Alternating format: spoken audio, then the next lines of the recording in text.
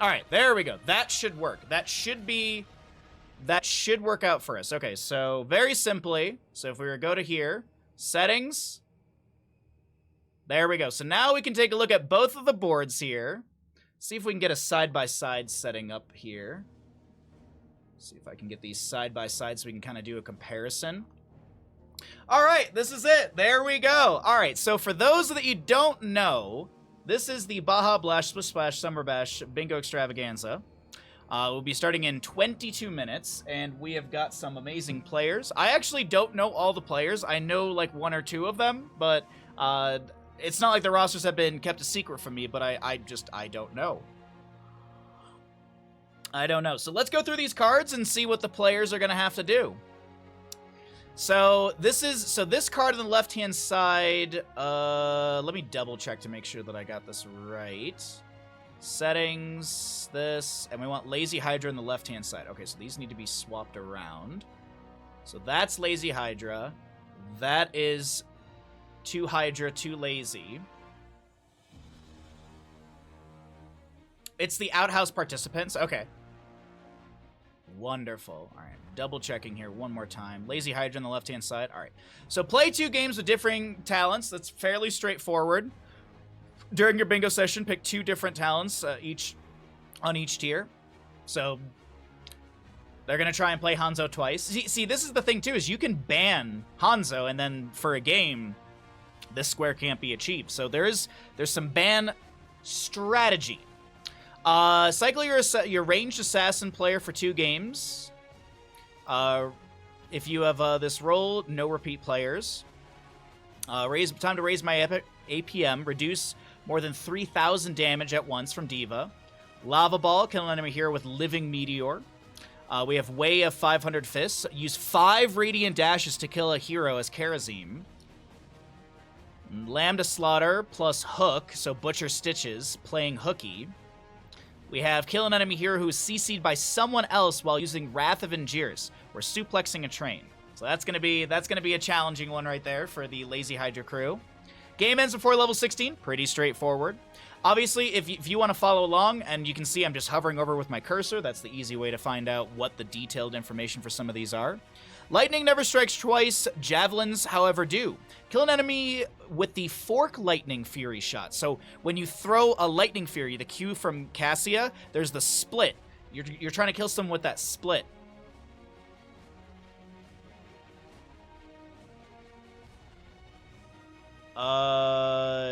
Okay, so wait, Darth, did you miss? Did you miss? Are you still trying to load the board? Because you're not doing that, actually. I was incorrect. You're simply just going into settings, and there you go. That's it. That's all you got to do. There's no load board. You may have missed that.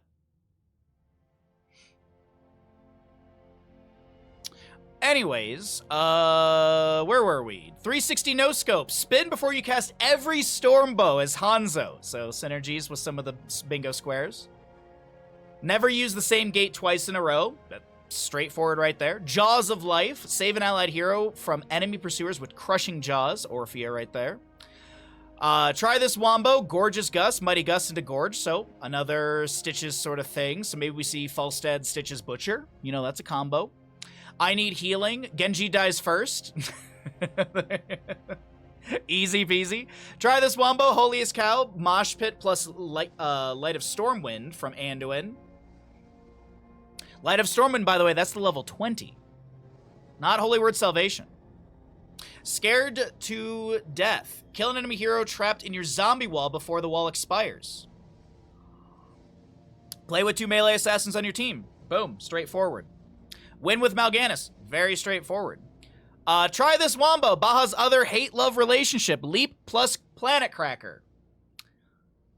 I purposefully chose this bingo square. This was a reroll bingo square that I was like, you know what? I'll be nice to the people. They can have a Sonya game. Ahem next.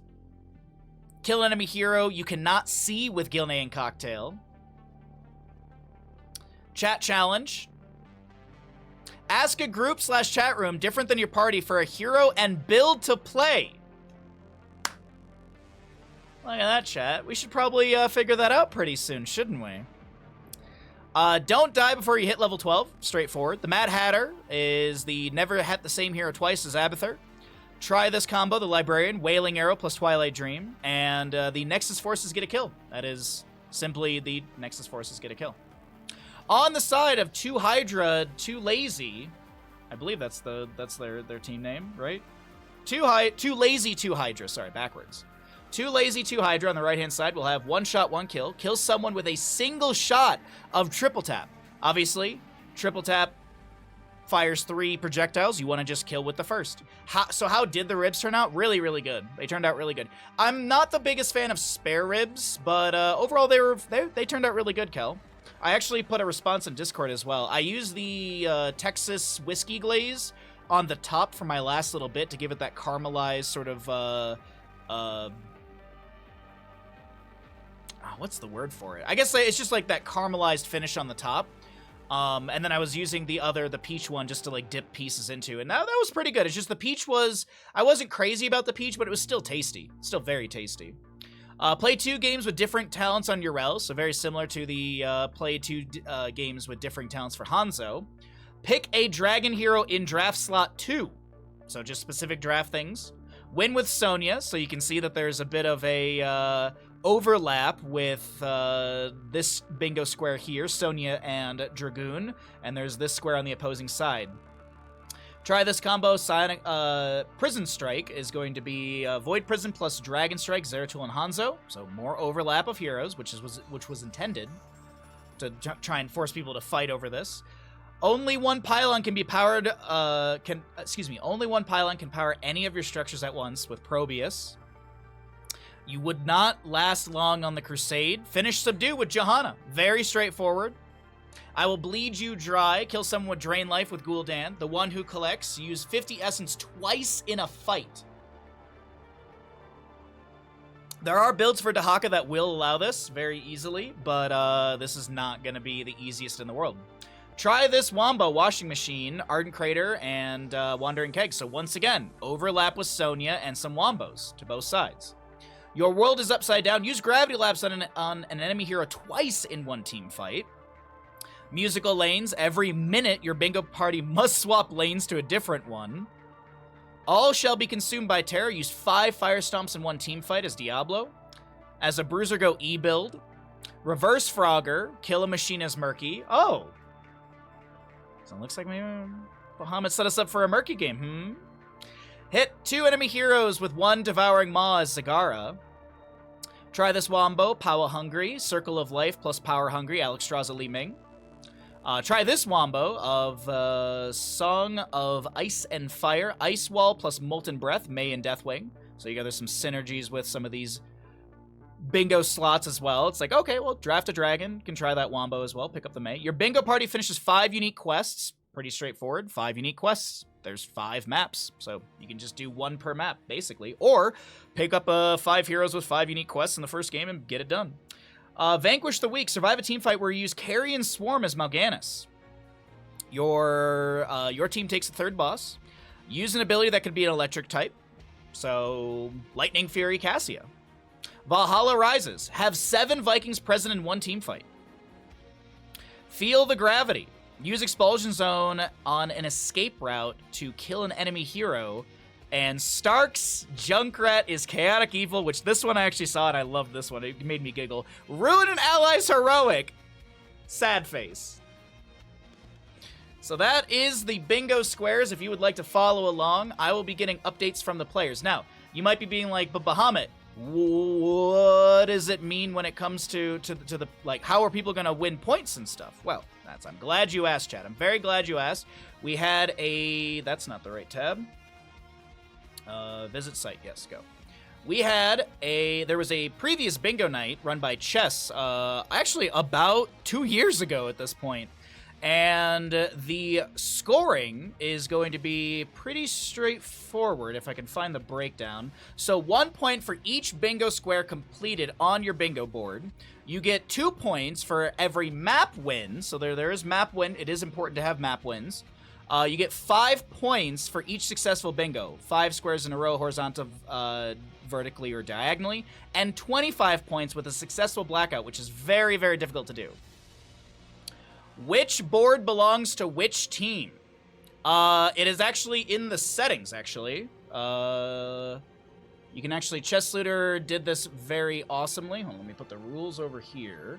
Minimize this. So, it is very straightforward. Settings... This, and there you go. Those are which board do you want to see?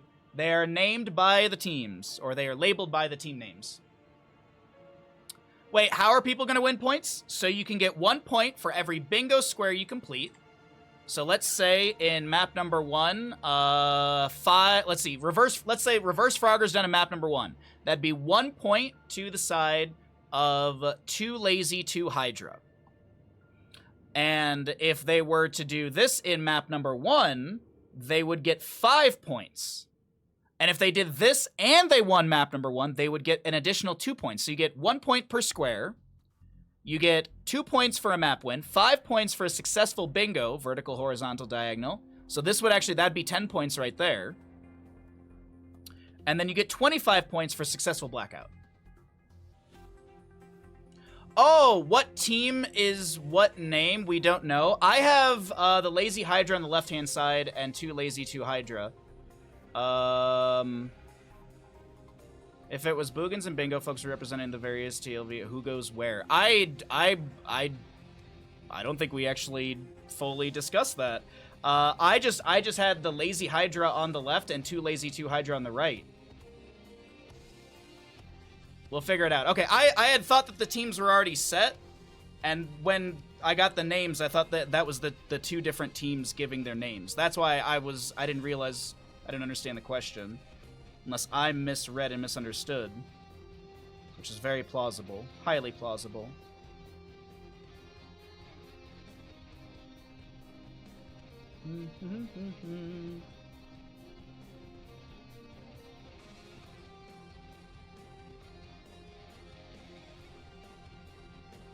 And then the only thing is, I could make the lobbies, but I'm a little afraid I'm going to throw us on West, which would be really rough for some people. My only concern.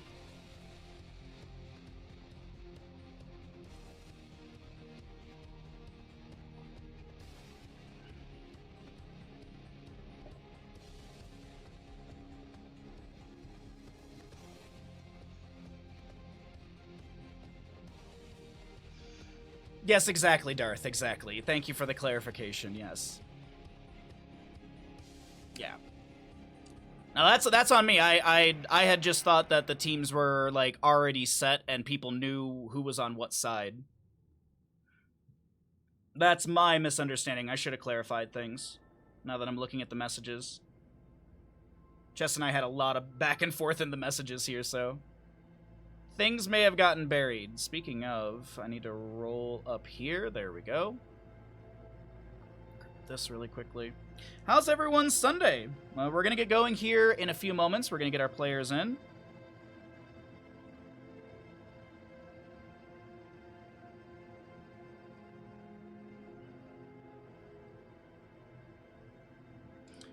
All right, so I'm just putting down the list right there.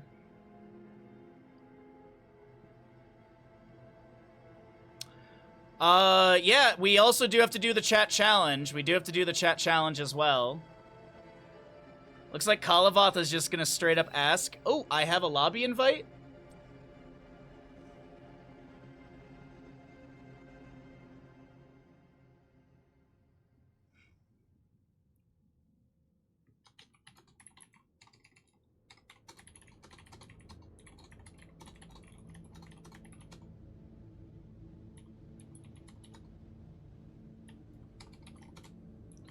We also do have giveaways going on right now. We got giveaways going on.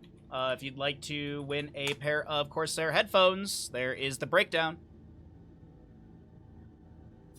All you have to do is type the word bingo to be eligible.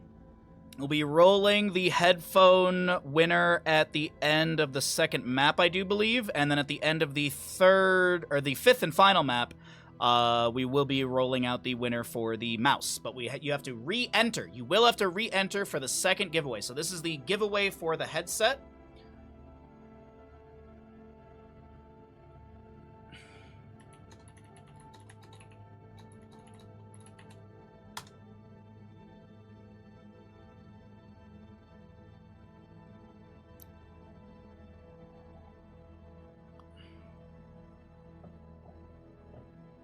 I'll re-enter per giveaway, but only if it's cheaper than my current rent. Oh, I have great news for you. It is.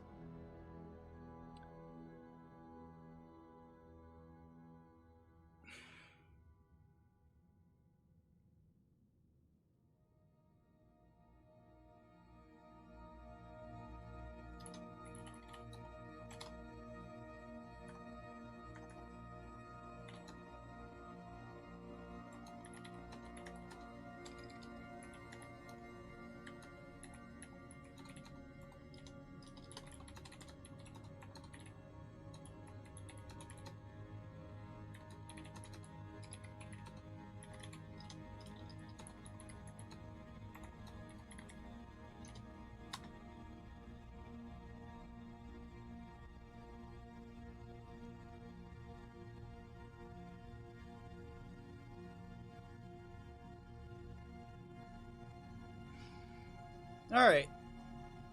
Are teams responsible for keeping track of their own bingo squares? Yes. Yes, they are. We also have Chess Leader, I believe, is also trying to help us out, and all of you lovely humans at home are going to be helping me out as well. Bombernaut! Thanks for the Prime Gaming, bud.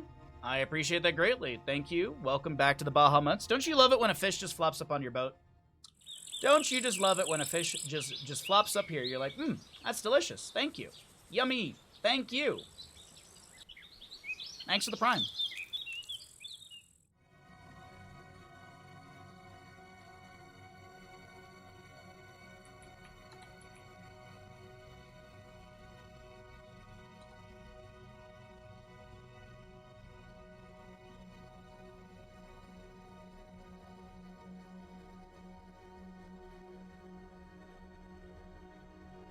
So 5 squares in a row is a total of 10. Okay.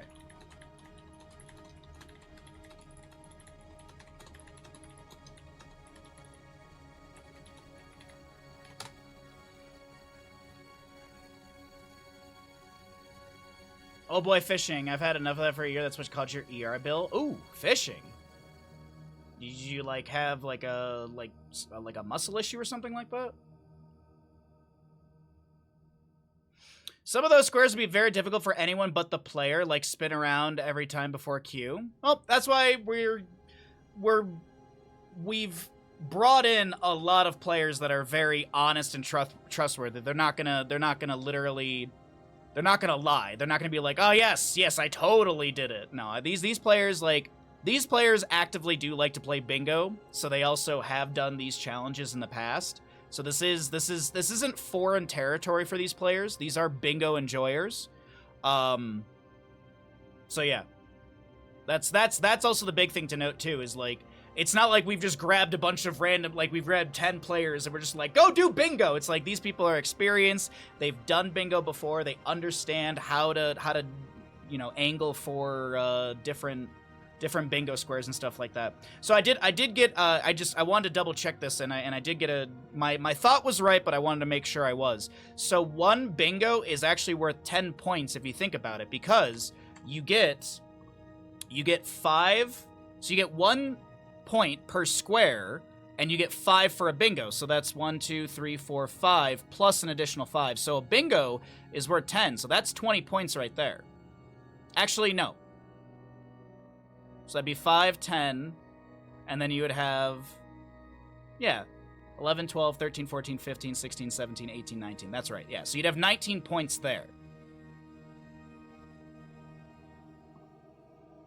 Yeah, sorry, my brain, sorry, I'm all over the place. I apologize. I was like, wait a minute, it's not 20. It's not 20, it would be 19. Yes. Cut my finger badly when I was holding a northern by the gills. Ooh, ouch. I vote for Convection Kael'thas. Oh, for the, I think, Kala said... I think they're gonna... Kala pinged Zig in chat and asked what to play, and Zig said Cho'Gall. So I think we need a Cho'Gall build for, the members of the Lazy Hydra. Yes, the chat challenge is for the Lazy Hydra. I have my bingo cards on the opposite sides here. So essentially, yeah, we'll be doing a map, and then we'll tally up the bingo cards. I think the easiest thing is either... Okay, 1 second. Let me read this chat, because I realize there's a lot of talking here.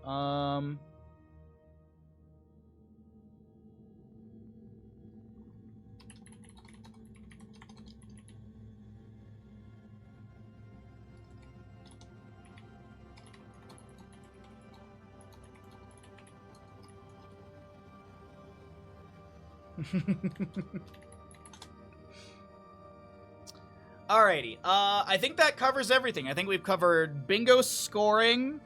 We've talked about the bingo cards.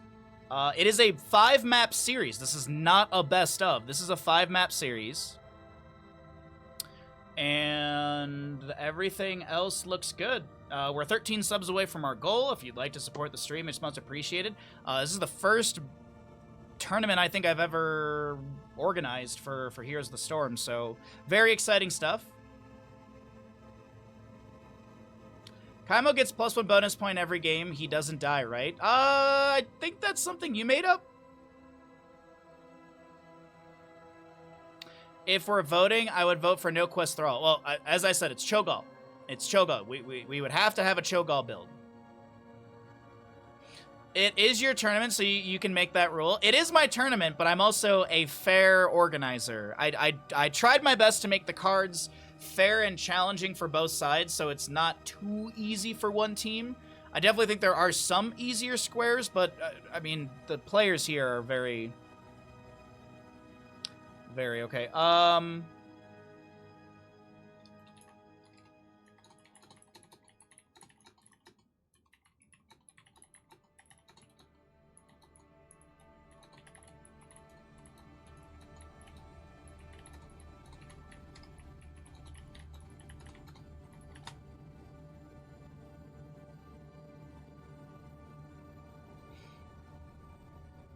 The odds of me dying are like 95%. Really?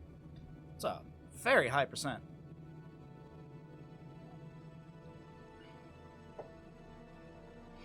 All right, so we're just waiting for one player. Looks like they're a little bit behind, which is okay. I'm not too rushed.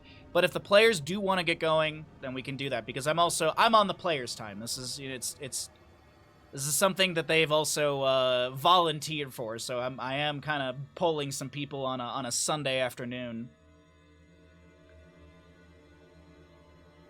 Speaking of, hope you're all having a wonderful day. Thanks for hanging out. Thanks for being here. We did have a little bit of a wobble this morning on our internet, and I do have a technician coming tomorrow. Who's going to be taking a look at some stuff, which will be basically them saying, wow, I can't find a single issue with any of your equipment. Big surprise again, Chris. And it's like, yep, yeah, good to see you as well, so-and-so. But there is, I found this out. Apparently, my modem that I bought doesn't support a gigabit down, and I have symmetrical gigabit, but apparently I have to use a Spectrum modem. Which I don't believe. Like, something doesn't seem right. So I want to talk to the technician tomorrow and go from there. And the people at Spectrum did say that if I would like to replace my modem with a Spectrum one to be able to get the symmetrical download and upload speed, then they can do that. So. And yes, we have a giveaway going on right now. The first giveaway is a Corsair headset. We are going to be giving away a HS55 wireless gaming headset. It does come in carbon, which is like black, and white. So you can get it in white as well. That'll be, I do believe you can just give me the option that you want for that. But that'll be our first giveaway, HS55 wireless gaming headset from Corsair. Our second giveaway is going to be the Dark Star wireless mouse, which is the mouse I use. Love, absolutely love this mouse. A lot of side buttons, very good grip and control. There you go. there's all the breakdown for you. If you want to check out the product, !Corsair, and navigate yourself over to the website. But it looks like we've got 10 players into lobby.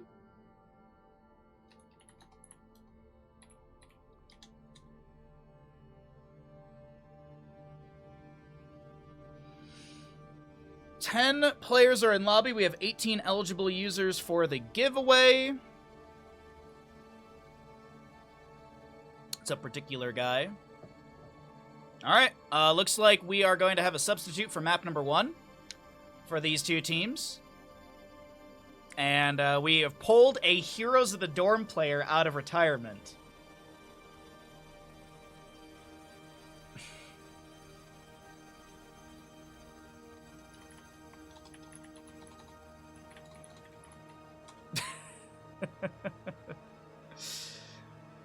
We have pulled Mr. Lard out of retirement, and so we're gonna have the Lazy Hydra on the left-hand side, 2 Lazy, 2 Hydra on the right, and okay, readies are flying. Let's get into it. Bingo tournament starts right now, everybody. I hope you're excited.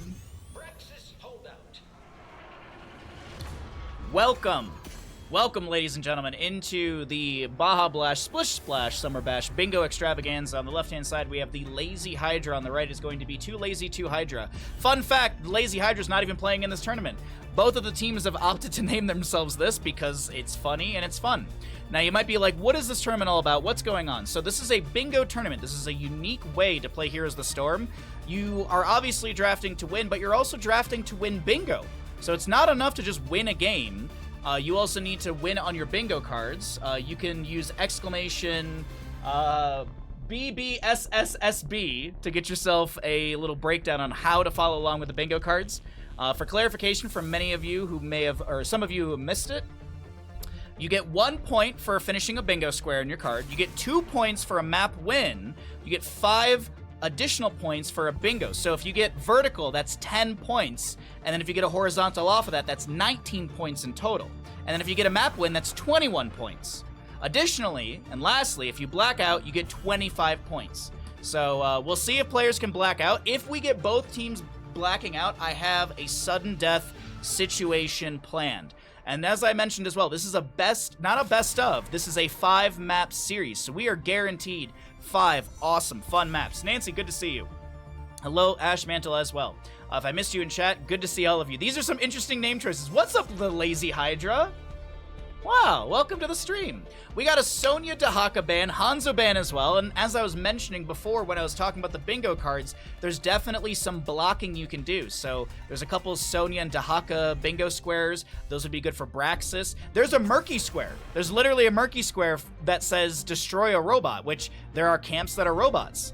So let's see what we get. Oh, okay, so a first pick Genji. That is going to be great because one of the squares, I believe, for the Lazy Hydra team is going to quite literally say, I need healing, right? Let's see if I can pop this up really quickly. Yes, I need healing, which is going to be Genji dies first. So we're going to see a sacrifice Genji at the beginning. This Diablo pickup's really nice as well because he'll be able to do, he'll potentially look for the 5 Fire Stomps, which is another square. So as you can see, like, there's more layers to this draft outside of pick Blaze and win a team fight. No. This is a little bit more unique, and I'm loving this. I'm so glad that we were able to organize this. Shout out to all of you who have donated subs to get this event going, and all to, of course, the players who signed up for my scuffed-ass tournament. Mayav Mal'Ganis. Mal'Ganis does have a couple squares on this left side for the Lazy Hydra. 2 Lazy, 2 Hydra. We're getting into the mid-ban phase. And what do we see? Also, by the way, picking a dragon in slot 2 was a bingo square for the side of 2 Lazy, 2 Hydra. So they got that Brightwing in slot 2. What are we going to ban away here? There's a necessary healer. So either they target that or they're going to target some bingo square. They're going to get rid of Anduin. Okay. Anduin did have a couple in there as well. There was the upgrade at level 20 with an ETC Mosh, which ETC could technically be played in this draft as well for the side of the Lazy Hydra. Ban-wise on the left side here. So they have the Diablo Brightwing. There's still so much you could lean into as well for this right side card. So I'm trying to keep popping these up for myself so I can also peek at them a little bit. Gul'dan will be removed. He's great for this map, but he also does have the, I believe there was a square for draining. Ah, yes, I will bleed you dry. So yeah, that's a target ban onto Gul'dan for not only the map, but also a bingo square as well. Mid-ban phase is over. We're getting into our latter half of the draft. And what are we going to look for here on the side of 2 Lazy, 2 Hydras? So that one right there, 2 Gravity Lapses from Kael'thas. There's a Yrel game, and you have to play 2 Yrel games with 2 differing builds. So there's that. We still, by the way, do need a Cho'Gall build order. So technically we need 2 different build orders for the Cho and Gall, because that is a bingo square for the team, the Lazy Hydra. And they'll need basically the numbers, but I'm sure people will figure that out. Kira and Uther to round this out on the left-hand side. Okay. And that was, you know what? I was expecting this. I was really expecting this Murky, and I'm not too surprised, because that, of course, is, you know, destroy a machine. Reverse Frogger, destroy a machine. My suggestion for a Gall build? Well, hold on to that. Definitely hold on to that. As we're going to go ahead and get into a cast. Let's start up a prediction.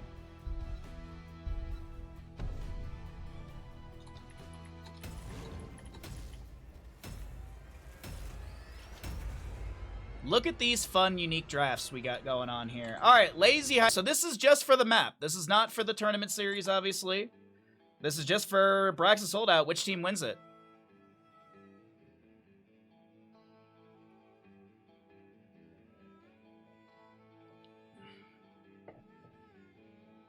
Does Murky killing Genji count as destroying a machine? He's a cybernetic ninja. Yeah. But also, I mean, there's the vast majority of these camps around the map are machines as well, so that's going to be easy. Left side of the map, here we go. The Baha Blash, Splish Splash, Summer Bash, Bingo Extravaganza is on the way with map number 1 in our 5-map series. On the left-hand side, the Lazy Hydra, Bummerknot playing your Kira.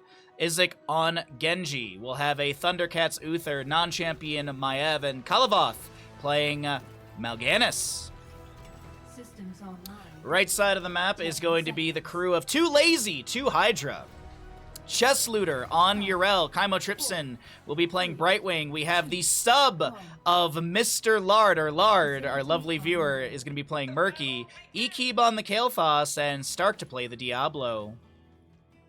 Twitch predictions going right now. Lard is going to only be playing in this one map, as he runs right into the gate and dies immediately. Genji, of course, oh, Murky was trying to die faster, so Genji wasn't the first death, but Genji does show first, and that's a bingo square for the members of the Lazy Hydra, sacrificing their Genji faster than Murky can go down. Nicely done. Gravity Labs going out once onto the Maiev, the overpower from Diablo. Stark getting a couple autos in. Kalavoth on this Mal'Ganis doing his best to back away. He did get hit with a living bomb. I will attempt to match all highest bets I can. Let's go Ninja. You love to hear it. You love to see it. Polymorph from Brightwing. Mal'Ganis getting overpowered. Little fire stomps. Murky pops the bubble, doing fine. Non-champion with a buttload of Fan and Ivory sets, and Murky does go down once again. No rotation out to a camp just yet. Murky did go for the fisheye at level 1. Have the extra vision provided, but also the spawning from his egg increases Murky's mount speed to 45% for 5 seconds. Genji up in the top lane. A few shurikens to be thrown into Chess Looter, who is the Avenging Wrath channeled up. Right side. So there you go. That's probably a bingo square, as Murky did take down, I assume he took down one of those mech units. And Zerg channel begins for 2 Lazy, 2 Hydra. Or sorry, for the Lazy Hydra. That's going to screw me up for a bit of the tournament. Night Rush from Mal'Ganis onto 3. Wave of Light coming out from Uther as well. Maev's Vault of the Warden's able to avoid a bit of CC there. Mal'Ganis Fellclaws are pretty good, as Chimotripsyn's trying to float away here. And will be able to do so. Camp and bottom is still pushing up. Looks like Bummerknot on this Kira is getting some great value into Chess Looter Kira. Back over here in the bottom lane. Mal'Ganis able to get the Night Rush out. Chess Looter on top. Avenging Wrath.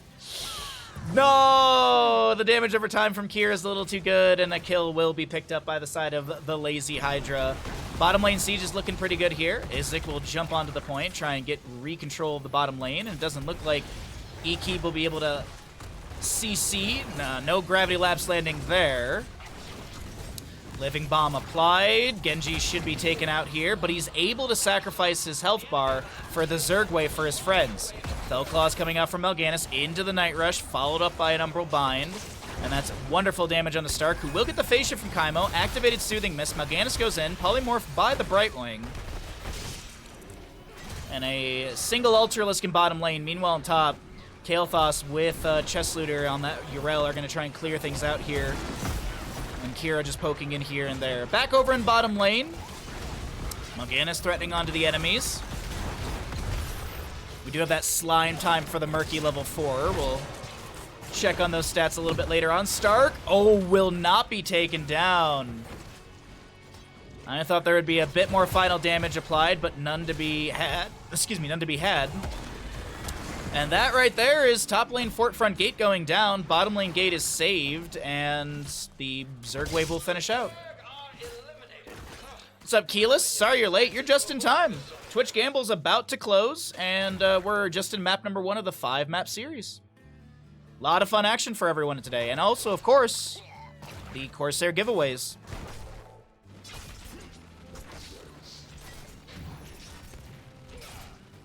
No delay, by the way, for this, because the players are not going to cheat, and we're here just to have fun. I anticipate the players not to cheat.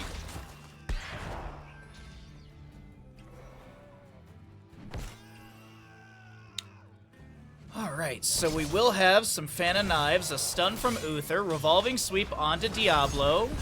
Soul Shield activated. There's going to be a Shadow Charge into the Kira, and the Living Bomb applied. They take down Kira in this fight. Fan of Knives are getting tons of resets. A Gravity Lapse landing on a non-champion. Avenging Wrath activated by Chest Looter, who does have that Aegis of Light level 4. Helping out his allies with that 40 armor. Thundercats will go down. There's going to be a Gravity Lapse onto Genji. Flame Strike as well, but Deflect denies some of the damage. Curious what Chest Looter's going to take at level 7. He is going to go into the Holy Avenger as well. Gravity Lapse connecting onto the minions in the wave. Murky is still in bottom lane, as he is taken down by Mal'Ganis. The phase shift onto Diablo to bolster his souls. And this camp in top lane is going to be pushed in. Actually, no, it's cleared away. Murky respawning in bottom lane here. Just continuing to soak up and help out the allied team. Kael'thas, by the way, went into Energy Royal at level 7, or level 4, which makes a lot of sense because you reduce the cooldown by 8 seconds. So getting that double Gravity Lapse from Kael'thas onto a single target in a team fight is more doable with that level 4.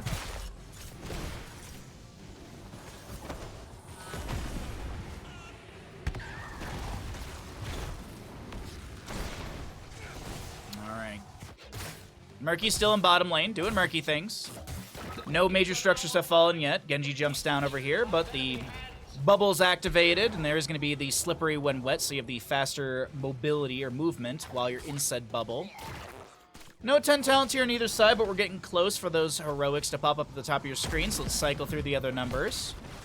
Next Zerg wave will be red in the top, blue in the bottom, and there was a little bit of siege on this fort front gate, so if they can get a good Zerg wave channel on the side of 2 lazy, 2 Hydra, they're going to get fantastic damage. Speaking of damage into structures, Kira still pushing into bottom. I do hear the voice line from Kael'thas as the wave of light from Uther is done. The phase shift from Brightwing onto Ekeeb gets a full channel in time. Big flame strike from Kael'thas as Diablo Shadow charges in, getting some fire stomps through a few enemies. This Mal'Ganis does get picked off by the Kael'thas, and his regeneration globe level 1 mana addict is finished out.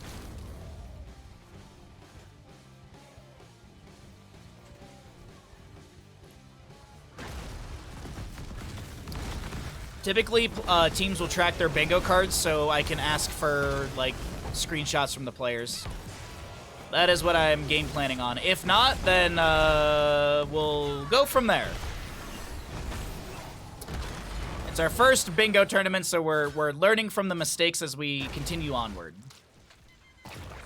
And maybe we'll do another bingo tournament in the future. If the players like it and it's a good time for chat, then I wouldn't mind.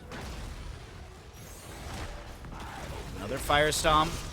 Multiple Fire Stomps coming out from Stark. You got 3 right there.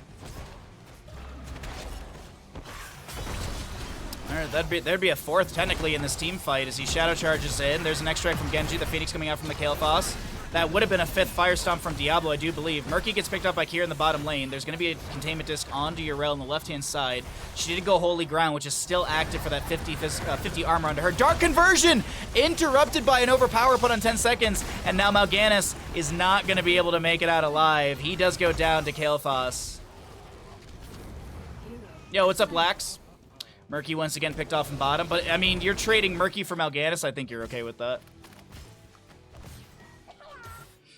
It's a good time for Baha. I love Bingo Tournament. I love Heroes of Storm Bingo. It's very, very fun.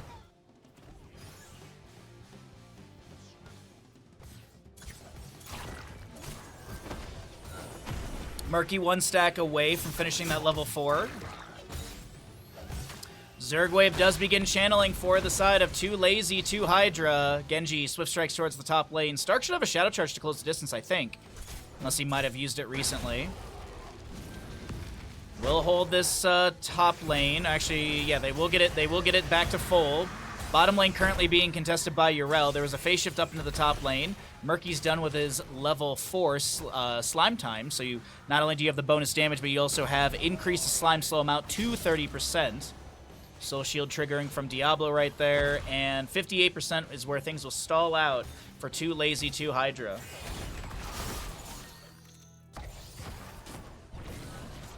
As we take a look into top lane, a Gravity Lapse attempted. The stun from Uther lands onto Stark as he continually throws out Fire Stomp after Fire Stomp here on this Diablo. So you have a minion he can Shadow Charge. He actually gets the phase shift from Brightwing and goes right back into it. There's the Fire Stomp activation once again.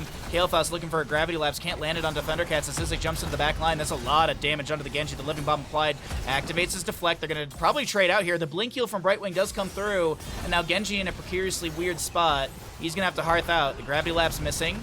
Kalavoth is going to be going in with a Night Rush. The Umbra Bind from non-champion. Chymotrypsin going to get another Blink Heal. The Kael'thas drops his Phoenix on the ground to try and zone the enemy. Containment Disc from Maiev missing.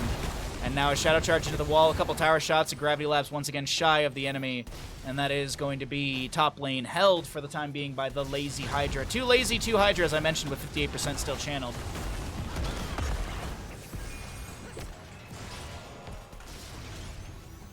Kira holds bottom, but Diablo should be able to stop in top, so 10% to 58. Octograb was the level 10 for Murky. We're going to have our 13s coming through on the right side first. Still Fire Stomp build for Diablo. We'll have that Pyromaniac for our Kael'thas. Excuse me.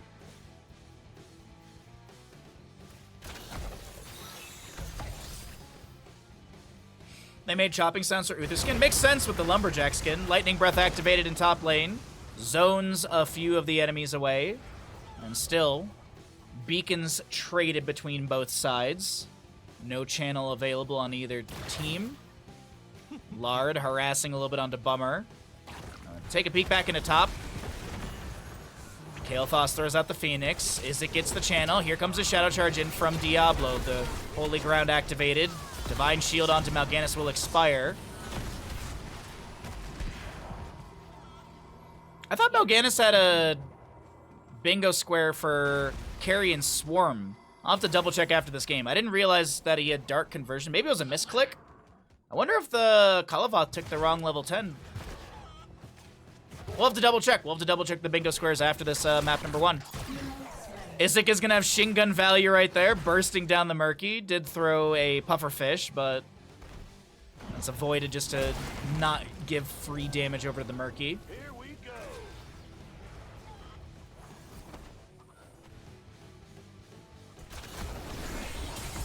Gravity Lapse, attempted burst onto Genji, gets a deflect. Second Gravity Lapse being thrown out, no connections. Shadow Charge from Diablo.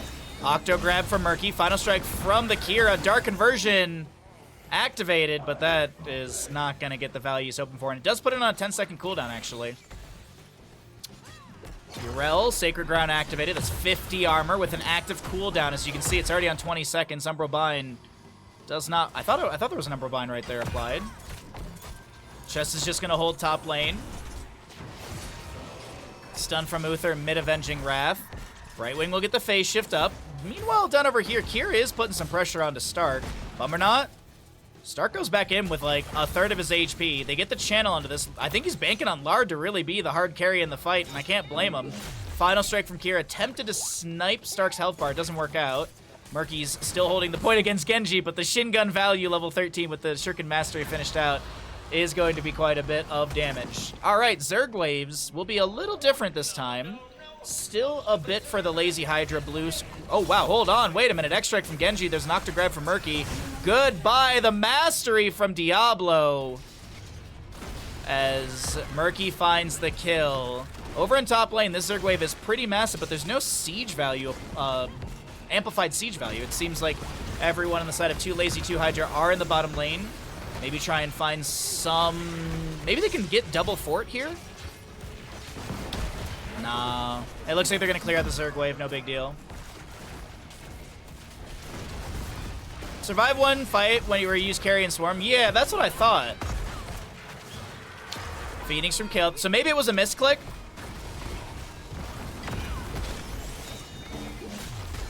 Final strike from Kira. Phase shift from Brightwing.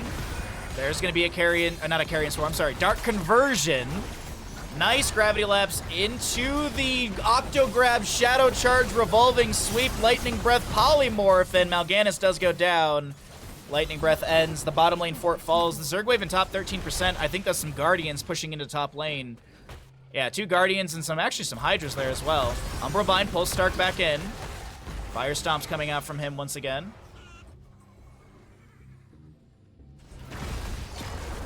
Chess Looter's like, hey, I got Holy Ground. I can tank a bunch of damage. And this is actually something we've seen in Heroes Lounge when I was casting it a couple weeks ago. There were some Heroes Lounge players that were really singing the praises of Avenging Rat to do exactly this. Tank damage and siege heavily without a minion wave. Umbral Bind with the Divine Shield applied to non-champion, trying to get Phantom Knife resets. Murky takes down the Uther. The Keep Front Gate will fall.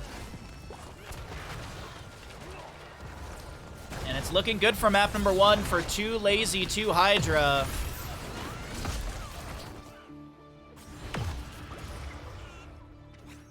Kael'thas waiting for regeneration. Oh no, he gets it and he's gonna Hearth out full. Nice. That's a real Murky egg. Okay. I was gonna say that's a real Murky egg right there. He does have that extra vision, so this is the edge of the vision that he's got. He's gonna need to replace that egg soon. What's the cooldown for him? Okay, it just came off a cooldown, so he's not gonna lose his egg. But the enemies have to know it's somewhere around because they have that little red reticle over their head, so they know the Murky egg is floating around somewhere, providing that vision. 5 seconds on another placement for the Murky egg. Yo, what's up, Bag? You're here for some bingo action? The tournament just begun. And also, we do have a... Oh, there we go. Headset issue, okay. Let's go back over here to Bandit and I. With the new Corsair headset, you could have no issues. I like that. Yeah, all the lads are playing. Bandit's so tired. What, bud? But yes, we are giving away a Corsair. It's just so funny because quite literally we're making jokes about Corsair headsets. We have a HS55 wireless gaming headset. We'll be giving that away after map number 2, so after the next map, and then after map 5, we'll be giving away the Darkstar mouse. You will have to re-enter for the mouse giveaway. Ace, thank you very much. I will have to grab that because I was cleaning yesterday after the Baha Ross, and I put my hats to the side so I can't reach and grab them. I don't have anything I can put on my head here, so I will do that in a second here. I thought Corsairs were Protoss anti-air units. Yes. They also make great headphones. I am also wearing a Corsair headset and a Corsair keyboard that has a functional caps lock key. Boom. It's everything you can need. All right, let's see. Are there any bingo squares that we can fill in here that we know for sure? I need healing. That one was done. Don't die before you hit level 12. Is that just one character? I actually don't know the specificity of that one. Let's see. Pick a dragon hero in slot 2. That is, yep, that one did get picked in the draft. Washing machine, your world is upside down. That one we'll have to confirm with the players. The fire stomps we'll have to confirm with the players. I do believe we'll get that. Reverse Frogger we'll have to double check with the players, but that one should be done as well. Your team takes third boss. No bosses have been taken. Whoa!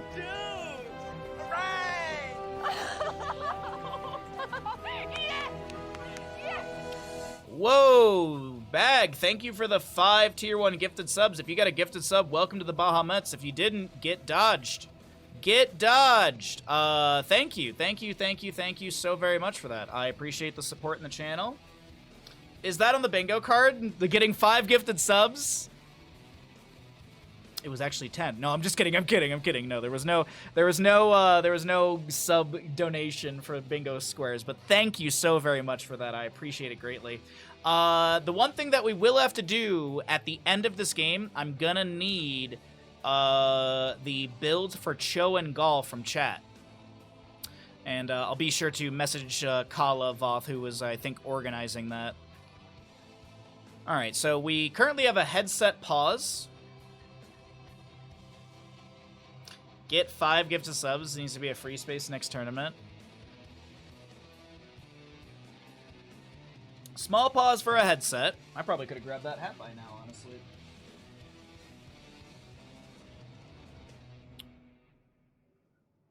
Clearly I need a Corsair headset, but this will have to do. Okay, looks like our player is good for now. So, readies? I would ask the players, but I'm not ref. I should actually ask for ref next game. There we go. Readies? All right, let's get back into it, everybody. Thank you for your patience. Sorry for the delay. We got everyone back in here. Boss is going to be worked on. Deflect from Genji activated. Here comes a Shadow Charge from Stark. There's a Containment Disc immediately activated onto him. This will be a Maiev kill onto that Hail Boss as Murky goes down. Chest Looter activates the Holy Ground, but he will be taken out. Dark Conversion from Mal'Ganis comes through! And it gets the kill onto this Diablo, and Genji with 40-something HP is able to make it out alive. That is actually wild to me. Brightwing throwing some arcane flares in. Murky gets hit with one fan of knives. Meanwhile, in top lane, this is going to be a push onto the keep from the minion wave, as it was bolstered by that siege camp here from the right-hand side. Murky scouting out on this left hand. I'm trying to see where his egg is, and I don't see it, but I know it's not missing, because he would have had the little exclamation over his head for if... Oh, there it is. It's literally right there. Kylo Chipson will hearth out full. Murky's still just chasing after Thundercats here. Genji gets the kill. Oh, no! Genji doesn't get the kill. No free Murky kill. Diablo starts things out against this Mal'Ganis, who night rushes through a few enemies. Murky immediately picked off. That's going to be Diablo getting multiple stuns, multiple hits. The phase shift soothing miss from Brightwing. Kaimo trips in hit with a Containment Disc. Another Fire Stomp from Diablo going through quite a few enemies and getting a second one right there. Multitude of Fire Stomps coming out. I do believe he got 5 in a row on a team fight in the northern beacon area earlier in this map number 1. And as a reminder, this is not a best of. This is a 5-map series. We're guaranteed 5 fun maps, and I have already drafted the maps. The players know what they are. I got some grumbles for one of them, and I was thinking maybe to swap it out, but I feel like chat is going to really, really be happy about one of the maps. And I think the players are cool with that. Hero killed by Nexus Forces. Oh, did that happen? Nexus Forces got that kill? I did. I needed to check that one, so... Thank you, chat. Chat's helping out a ton. Chat's helping out a ton, keeping track here. Thank you. Kira got killed by boss. That's as long as it shows the Nexus Forces logo on the left-hand side, that counts. Sacred Ground from Urel activated. That's Murky going down to Maiev. Currently have the Chest Looter getting a phase shift. Revolving Sweep on the left-hand side. Dark Conversion as well. Stark will go down. And the Zerg wave continues to push in through the top lane. Genji jumps in. Swift strikes away. Gravity Lapse from Kael'thas. Not connecting on anyone.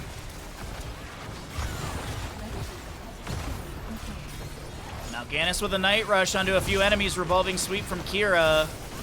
Tower shots onto Genji, activates his deflect. Actually, I think the Nexus Forces killed Genji at the beginning of the game, no? I think literally Genji died to the Nexus Forces. Red team's core is under Core is being attacked right now, level 20 on the left-hand side. Guardians are amplifying siege, but meanwhile, Murky is ending on the left! Murky with the Zerg wave is ending, but they have so much faster damage. An attempt for a base race, but it doesn't work out. Map number 1 goes over to the side of the Lazy Hydra.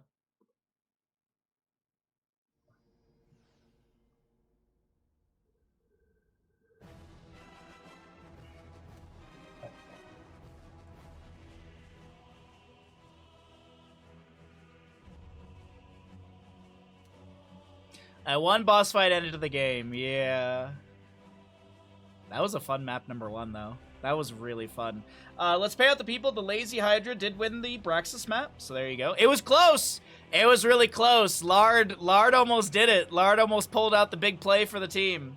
And back into retirement. I love that you came out of retirement for Murky. That puts such a smile on my face. Oh, that's too good. That's too good.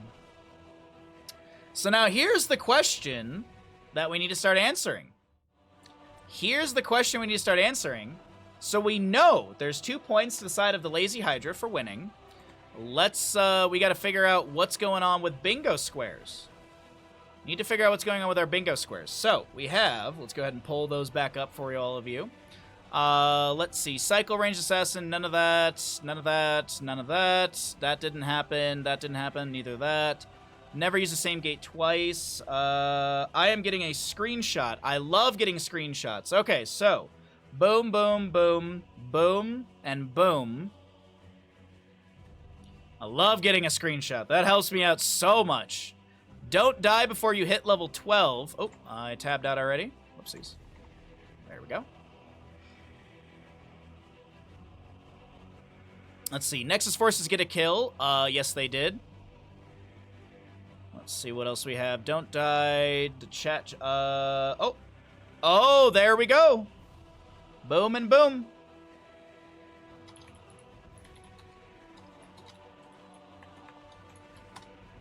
All right, Chest Looter and non-champion being the best of friends here. So we have 1, 2, 3, 4, 5, 6 points on the right-hand side.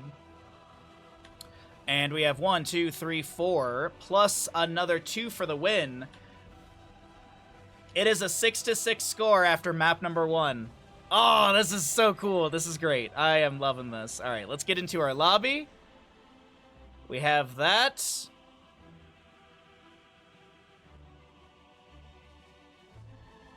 If people are using my chat channel, I can do that. That might help. I will come back for Murky when I hear the call. Now you have to get dressed and literally hopped out of the shower to play this game. Oh my god, thank you so very much, Lard. I appreciate that greatly. Thank you. It's a 3-day flu because my oldest is starting to feel better, and it's day 4. Yeah, one of those like short burst flu things. Yeah, short burst flus. How do we get first pick? Loser gets it. I was saying. Oh, that's right, actually, because there's no map pick. Yeah, loser would get it. How do we get first pick? Loser gets it. Yes. Loser would get first pick if they want.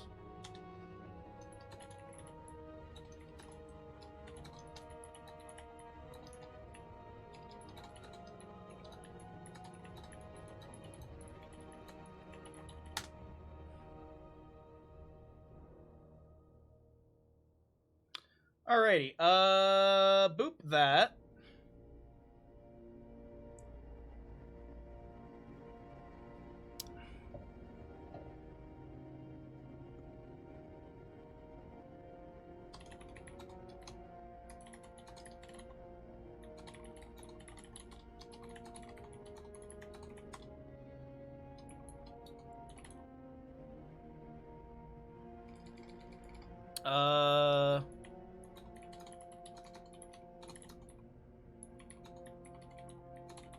So we do need a Cho and Gall build. I did see one. How many games are being played? It is a 5-map series. It is a 5-map series. The maps are already predetermined. I told the players beforehand. So it's... I was like... Because I've always wanted to do a multi... You're the first one to put it. Gall build.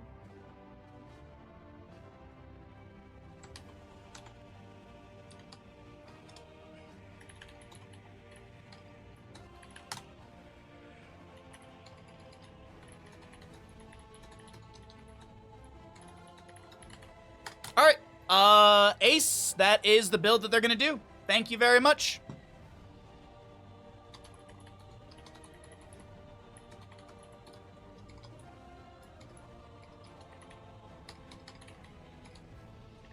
All right, there we go. Yeah, it gets buried a little bit, but that works out. Zig got to choose the character. Ace gave us the build for both. All right, we are just, players are just going to get ready here. I believe they are probably going to do some planning for the draft here. I'm not good at builds. You know what? You're good at being you, and that's the important part. And that's the important part. You're good at being you. I forgot to do one thing.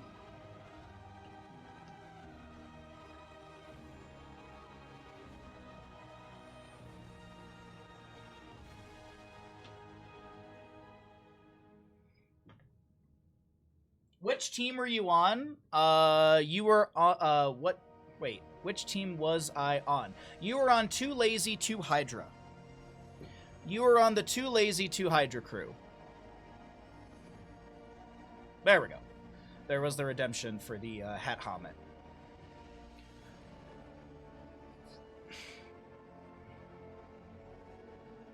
Alrighty, so yeah, players and teams are doing strategizing, and then we're gonna get into map number 2.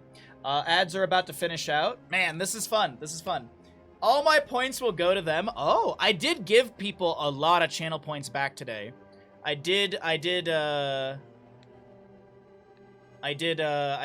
there was like 130 redemptions, and I just rejected all of them, so people should have a bunch of channel points back. And as a reminder, after Hanamura Temple, which is our next map, is going to be the giveaway for the headset. So if you would like to enter in to win a Corsair headset, exclamation giveaway to find out all the details. We do ship. It's not US only. It's not US only. So if you're like, oh, but I live in Hamburg, I live in Hamburger, Germany. We can ship to you. There's actually a Corsair office in actually I think it's in Hamburg, Germany. Hamburg, Hamburg? No, no, you wouldn't miss the H. That's Spanish. Traveling to Yep. Corsair HS55 wireless headset will be after this map, and then you have to re-enter into the second giveaway. Same sort of keyword. I'll let you know when I do all that. But that'll be for a Darkstar mouse, which is this mouse I use right here. I absolutely love this mouse. I got it early, right when it released, and I fell in love with it. Is the only Corsair mouse I lean towards. I do use some other ones. I use a Qatar Elite for our cooking and Baha Ross streams, because it's just that mouse. I don't care if I get dirty with paint or I get mustard on it or something like that. Anyways, Hanamura Temple. You might be at home saying, Bahamut, how is this the second map in a 5-map series and it's a 6-6 score? Well, that's because we've got bingo going on right now. So not only can you get points, you get 2 points for a map win, but you get 1 point per bingo square, 5 additional points for finishing a bingo. So if you get a vertical bingo, that's 10 points. If you get a vertical and then a horizontal off that, that's 19 points in total. Exactly. It's on your mind, hillbilly. Exactly, dude. Exactly, gorilla dude. Oh yeah, yeehaw, that's right. All right, so Urel is banned away. Urel is banned away because there's a specific bingo square for play 2 different builds of Urel. So that is a target ban. Falstead Savannah is banned away because those are also for Wombos. There's the Librarian, which is a bingo square for the Lazy Hydra, and there's also the Gust combination. And also, Falstead's pretty good on just about any map, so don't blame them for banning him away right there. To get rid of a bingo potential and a good hero in general. Meanwhile, I'm just here like... Big maths? Big maths, I know, right? I'm big braining math today. Hanzo grabbed on the right-hand side, and there is a combo with Hanzo. Void Prison plus Dragon Strike. So there is that. There is that. Sonya and Phoenix. So there you go. You'll have the you'll have my least favorite. Okay, so yeah, we're seeing some wombos being built here. We also have the bingo squared of you won't last long in the Crusade to finish subdue with Johanna. So we need to get a sub done in this game. And if Johanna does get a subdue, that's not a bingo line, but you filling things out quite a bit. Filling things out quite a bit. All right, so that's pretty cool. So we're getting some wombos being built up here. You might be like, what's the wombo with a four-legged laser crab and a lady who likes to yell? Leap plus Cracker.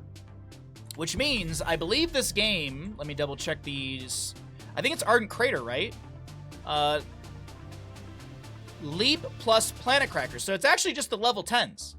Now, for Washing Machine, you obviously need the level 20. So this is just Leap plus Planet Cracker. There's no actual Ardent Crater needed. ETC will be banned away. Brightwing removed as well. We've got a Varian picked up on the left-hand side. And Nazebo. Nazebo is a square to kill someone with the zombie wall. Leap plus Cracker. I thought this was the name of a white guy can't jump.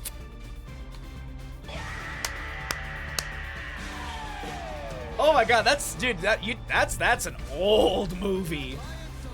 Anduin Zagara. Okay, so they have the Devouring Maw into 2 enemy heroes, I do believe. I think there might be another bingo square for like Anduin on the right-hand side, I do believe as well. I haven't seen that movie in ages, yeah. It's white men can't jump. Okay, same thing, same thing.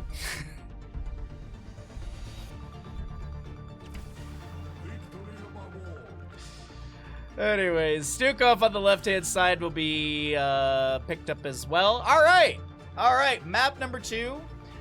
Let's get into it. I'm gonna start us up a Twitch prediction. We're going to Hanamura Temple.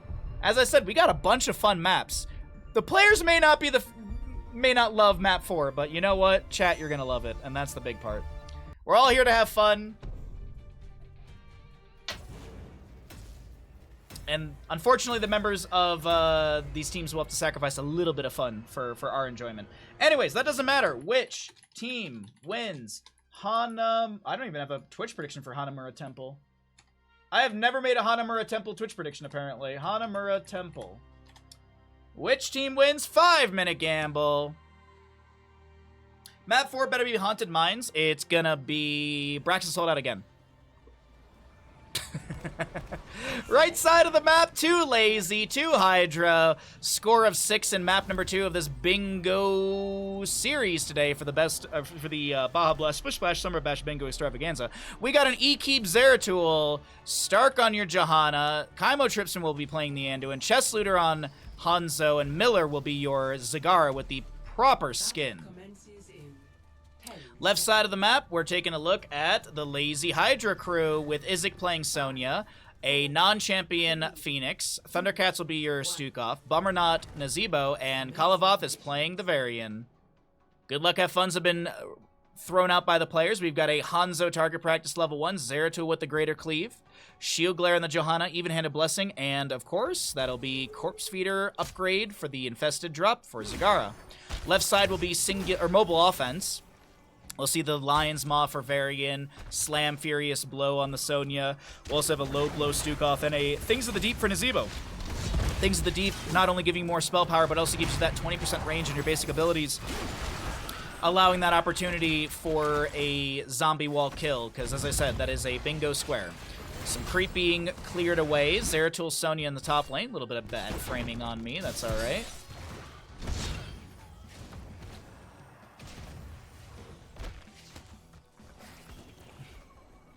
Alright, sorry, I'm just skimming chat. Is Chess Looter doing the 360? Or did he have the 360 or is that on the other side? Actually, I think the 360... Yeah, 360 is for the side of the Lazy Hydra. So, too lazy, too Hydra do not need to do a 360 spin every single time you Stormbow for Chess Looter. But he is looking for that Prison Strike with the Void Prison plus Dragon Strike. Do they have to get a kill with that? Nope, you just have to try it. You just literally have to try it. No kill necessary.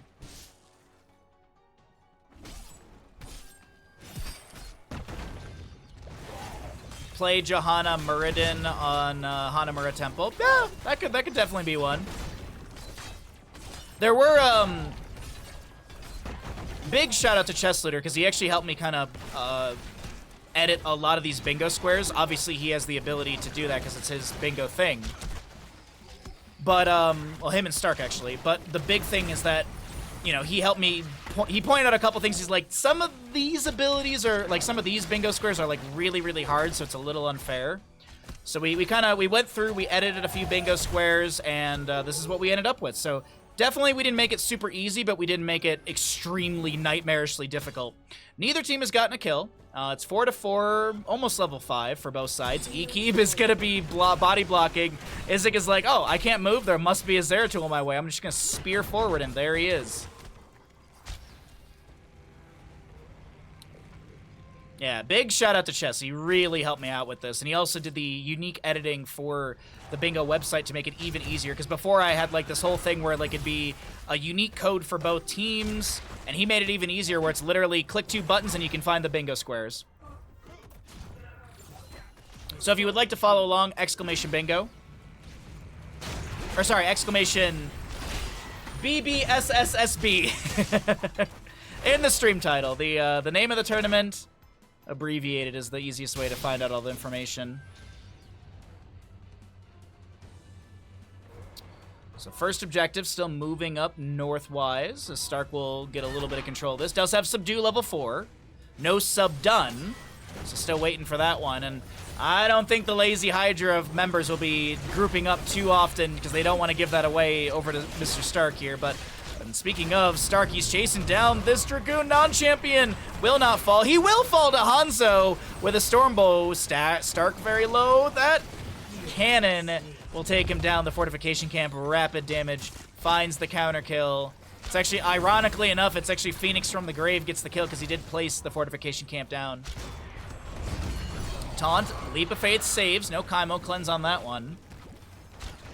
Johanna up in a few moments here. Let's take a look and see what Chess Looter's stackage looks like right now. Currently has hit everyone once. Needs one more hit on Nazebo. 2 hits on Stukov, Sonya, and Phoenix.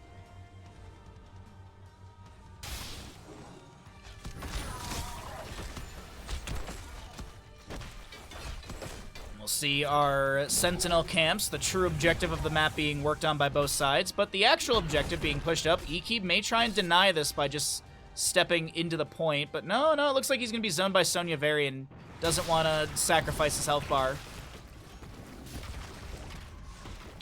So the shots will rain out into the top lane, fort front gate. Zebo pushes up bottom lane. 43 stacks on his Things the Deep level 1, so he'll get the 5% spell power soon. Is Chess Looter going to make my day and go Flawless Technique? Please go Flawless Technique. It's how you win games. Please go Flawless Technique. How do I enter the giveaway? Exclamation giveaway. That'll give you everything you need to know.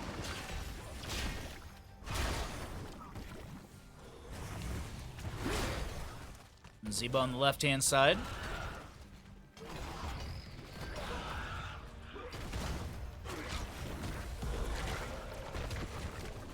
Lurking arm down from Stukov. We got a slam from Sonya. Stark a little bit low. Activates the Iron Skin. Tries to step in for the subdue hit, but only hits 3. Leap of Faith. No! Oh, no, Kaimo! No, Kaimo! Leap of Faith into the zombie wall. The real question, did zombie wall kill? We need to figure this out here, chat, so we can do this.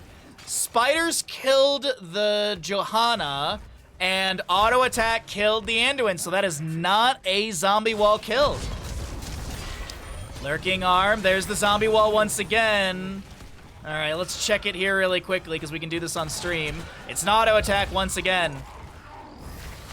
Auto attack is what got the kill right there.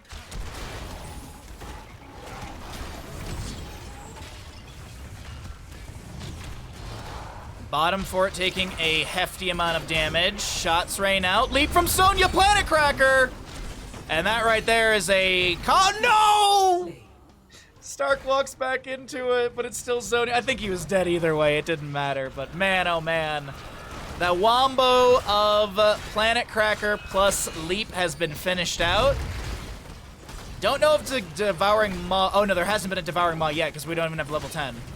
But there is a bingo square to end game before level 16, and that is very doable.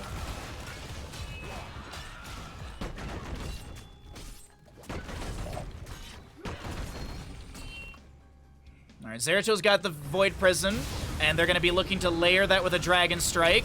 There's the VP. Chest Looter lining up. Where's the Dragon Strike? Not sure if that counts or not, honestly. I don't know. Falling Sword from the Johanna, helping out the allies. Not really sure if they need to overlap each other or if it just needs to happen in a particular order. We'll find out from the players, but I don't believe we've had a zombie wall kill yet, so that is not a square to be picked up. Our second objective phase is spawned here. Johanna on the left hand. She's literally, Stark is trying to run in to get the subdue done, but he can't find the fourth character since the Nazeebo was hearthing out for full. Devouring Maw is online, so we could be looking for the double Devouring Maw. Could be actually picked up right here against the Phoenix and Varian. They were grouped up there, but it doesn't look like Miller is going to be angling for the summoning of that yet. We do, speaking of summoning, we do have some Sentinels summoned for bottom, and no, it looks like top actually won't be grabbed.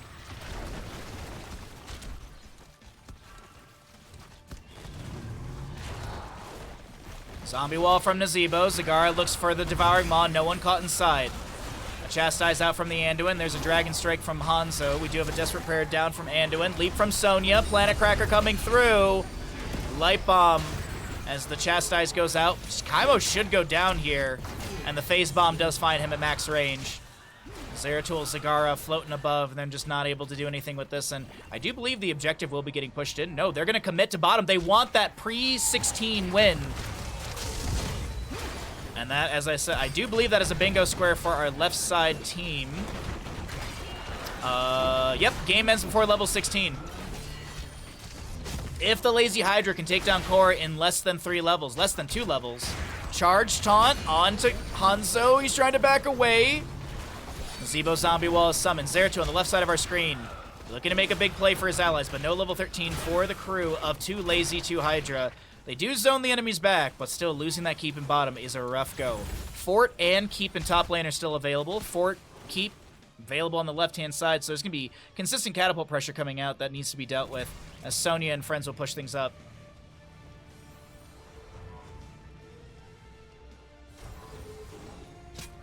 It is before level 16, so if a team hits level 16, then you cannot complete that square.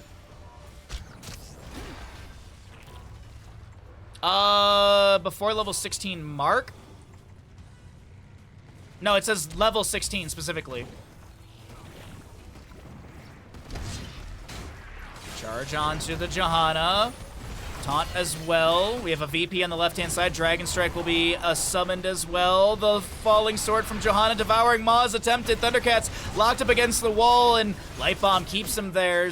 Body blocking from Stark is pretty good. Unfortunately, he goes down. Leap of Faith onto Chest Looter, but the Planet Cracker will find the kill still. Zombie Wall from Nazeebo looking for Kaimo trips, and that's going to be canceled. Zagara going to just rotate down over here. I think the Catapult might have seen her, but they want this win before level 16.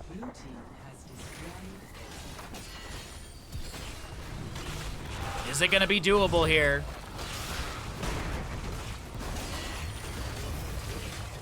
Is this achievable? The shielding is still active. No permanent damage. Johanna stepping in with the Condemn. Zombie Wall thrown up by Nazeebo.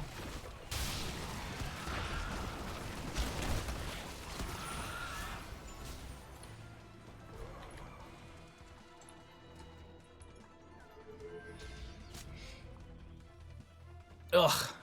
people complimenting a Dragoon. I can't believe it. People complimenting a Dragoon in my channel. I don't like this. I don't like this.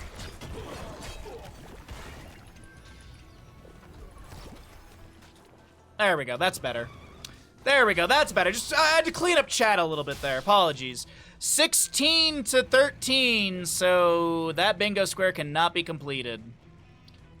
The members of 2 Lazy 2 Hydra have held on long enough so they can deny the bingo square to the enemy side. Zeratul pushing things up in top.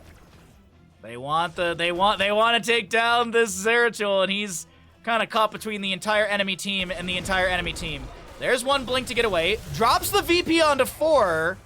He throws a Singularity Spike. Here comes a big condemn from Johanna. She tries to get the condemn, but it doesn't work, or the subdue, but it doesn't work out.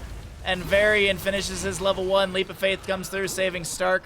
Kaimo trips in with a nice cleanse right there. Divine Star thrown back to try and get the dismounts. The Chastise will find Stukov. Zagara on the right-hand side. The Dragon Strike from Hanzo working its way through. The Light Bomb stuns the Nazebo. Kaimo trips in so very low. Zombie Wall on the right-hand side. And Kaimo does go down.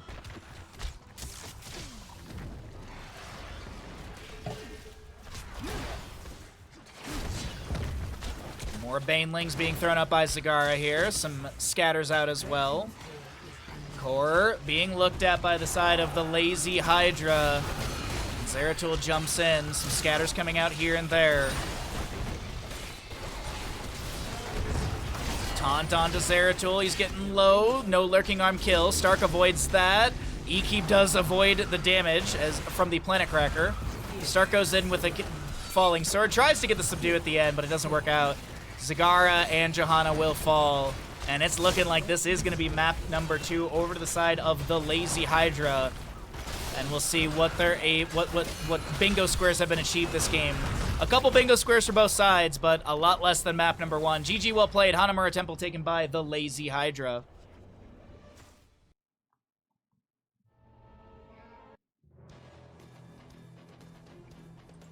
All right, another victory for the Lazy Hydra team. Our left side team did win again.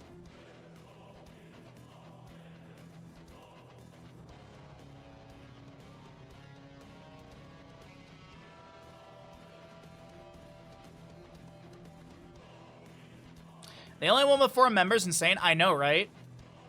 Imagine only winning with 4 members on your team. That's just crazy. All right, we will get the updates from the players here in a moment, and let's go ahead and get rid of some ads and stuff. Man, I don't know about all of you. I'm having a blast with this. I know it's a lot. I know it's kind of there's a lot of things going on, but I do hope you are enjoying the games, enjoying the event. Let's go ahead and roll out our winner for the HS55 headset. Roll it. Ninja, you have won the headset. If you would like me to re-roll, I can do that. If you want the headset, you are welcome to have it. That's a killer shirt. Thank you, thank you. That's this was, I believe, sent to me by Nancy. No! Better luck next time, yes. Ninja, do you want the headset? Well, I do. I could re-roll it. Ninja could say I don't want it, so... Non-champion sent me his card. It is this one. Okay, so we have that, and that. So we have a total of 1, 2, 3, 4, 5, 6, 7, 8. Plus 4 is 12. That should be a score of 12. 1, 2, 3, 4, 5, 6, 7, 8. Yep. Now I have Twitch sub. Let's do a reroll. My headset from last time is still great. All right. Well, on that note, let's get this here. Roll it. Let's re-roll it. Yeah, this is my re-roll. Gorilla Dude, you have won the headset. Gorilla Dude, you have won the headset. Message me through either Twitch or Discord. Gorilla Dude has won the headset.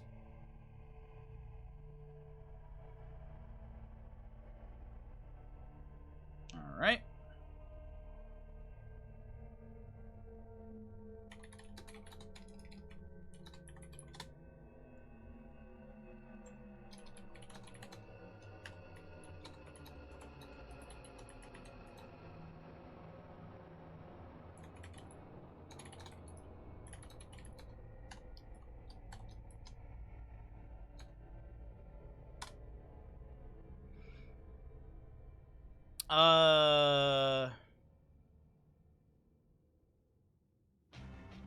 Someone should name a hero that's good for this map that we should play. Wait, no, didn't we already give you that though, Kala?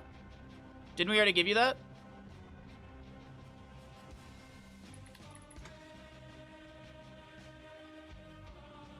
Didn't we already give you guys a hero and a hero and a thing?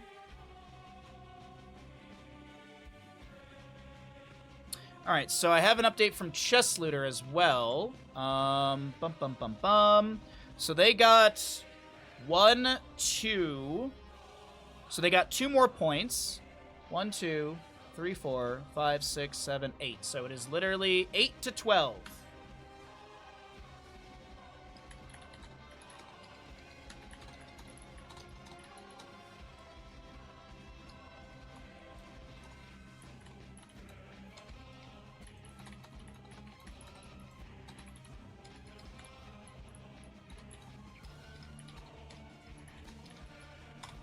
Okay. I'm on a mission of a Corsair PC mostly built from giveaways. Okay, I need to run to the bathroom super duper bad. And when I come back, we'll get into our next map. I have not heard from Gorilla Dude, but either way, I will also start us up the next giveaway. So let me go ahead and do this. Mods are allowed. Subscriber luck is doubled. The keyword is bingo. So there you go. The new raffle is up and available if you would like to potentially win a Darkstar mouse. But I will be right back. Gorilla Dude, message me on Twitch or Discord. You won the headset.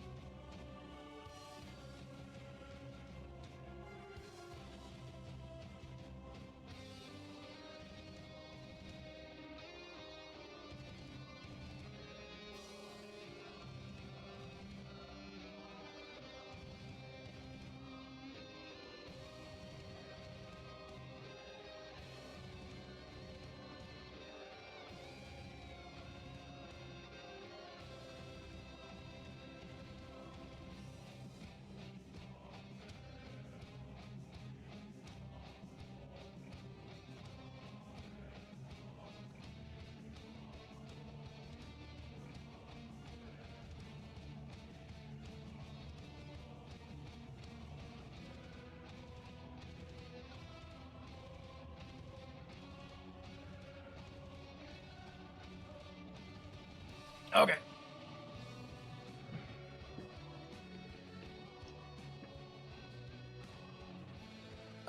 Okay, I am back.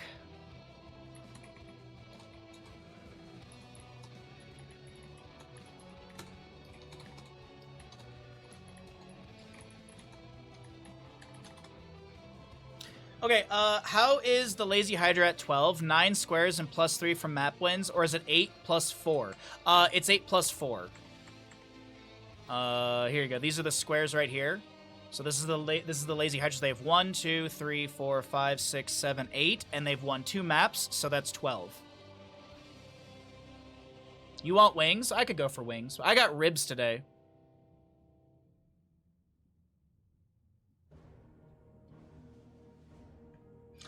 Alrighty. So the next giveaway is good to go. That's all set. I heard my name. I believe I responded. I think that's all good. I think I forgot to turn on this filter again. There we go. Cheers, chat. Happy Sunday. Yeehaw! Bingo tournament.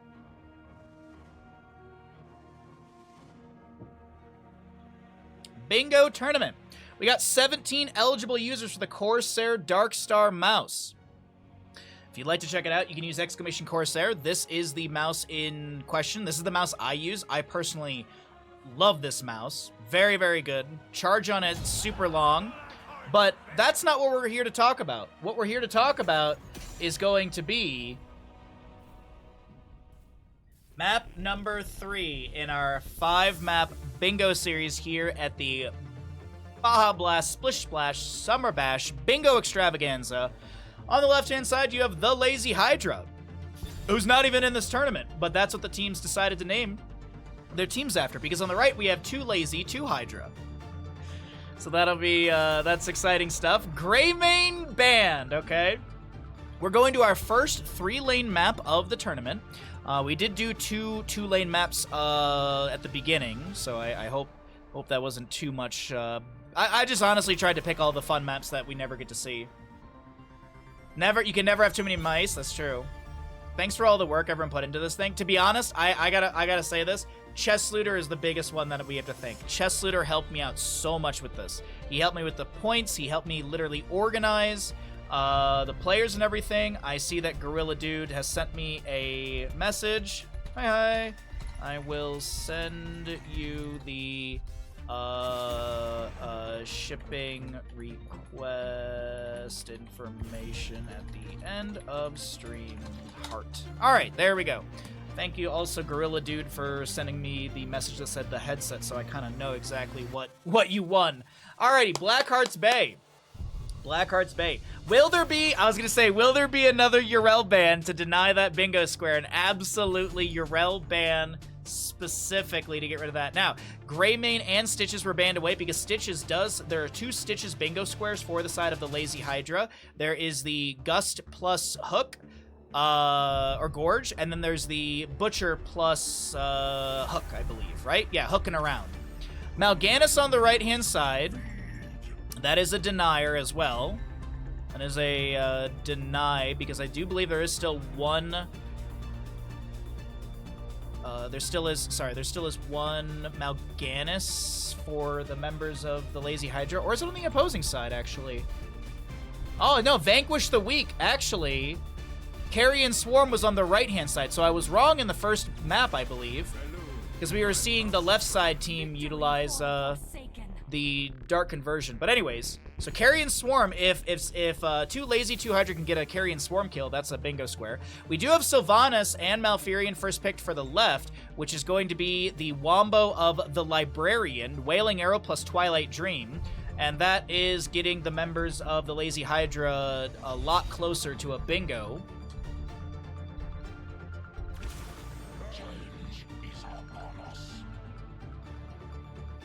You haven't, they're so good. Wait, oh man, garlic parmesan traditional wings. Oh, garlic parm is such a good wing topping. Gul'dan Dahaka. Okay, so that's gonna be, there's a couple bingo squares for those as well. So the drafts look great, and so far it's working out. I wonder if 2 Lazy, 2 Hydra will consider doing double soak Dahaka top mid, and they'll do like a core 4 hard push bottom lane. That is a strategy we do see on Blackheart's Bay from time to time. But to be able to get the double essence during a team fight, that's going to be a little difficult. Abathur will be banned away. This is a very good Abathur map. And that's a bingo square deny as well, because Abathur does have the Mad Hatter for the left-hand side. I just miss the Midwest in general. I don't. But I also live in a beautiful mountain town where I moved to because I love nature. Now, I miss the convenience of food and some friends and some family, yeah. But otherwise, I don't miss not being able to see the sun for weeks at end. Ragnaros left-hand side. They do have the lava ball. Lava ball, so killing someone with the living meteor. That'll be an attempt in this game. Yeah, I don't miss the price of everything out here. Hey, Li Ming Alexstrasza. You love not being able to see the sun? Yeah, I can't do it. I can't do it, man. Like, I moved to a town where we get like 300 days of sun. That's one of the main reasons I moved here too. There's a lot to do outside, and there's a lot of days of sun and niceness, which I know I'm pale as hell, but I like being in it. The sun, I mean. Last pick on the left-hand side, we get a Thrall. Okay. All right. Thrall will be grabbed on the left-hand side. Okay. I like both of the drafts quite a bit. There's a lot of things that can be utilized, so we'll see how this unfolds. A lot of wombos, a lot of team fighting. It's going to be a good Blackheart's Bay map.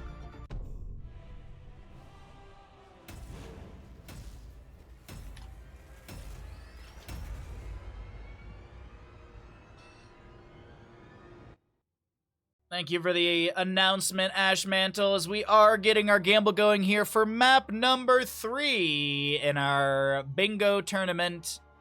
We got a score of 12-8 getting into map number 3. As a reminder, 1 point for a bingo square, 5 points for a bingo, 2 points for a map win, and 25 points for a blackout. We'll see if anyone can black out, but I don't know if that's going to be very doable. But it is going to be... It still is a pretty close series. It is still is a pretty close bingo series. As we take a look here, who frees the Sharks? I can't. All right. Non-champion will be playing Sylvanas for the Lazy Hydra team. Thundercats on Malfurion. Kalavoth is your Muradin. Isaac on the Ragnaros. And, of course, Shifting Meteor level 1 makes sense. Bummerknot Thrall.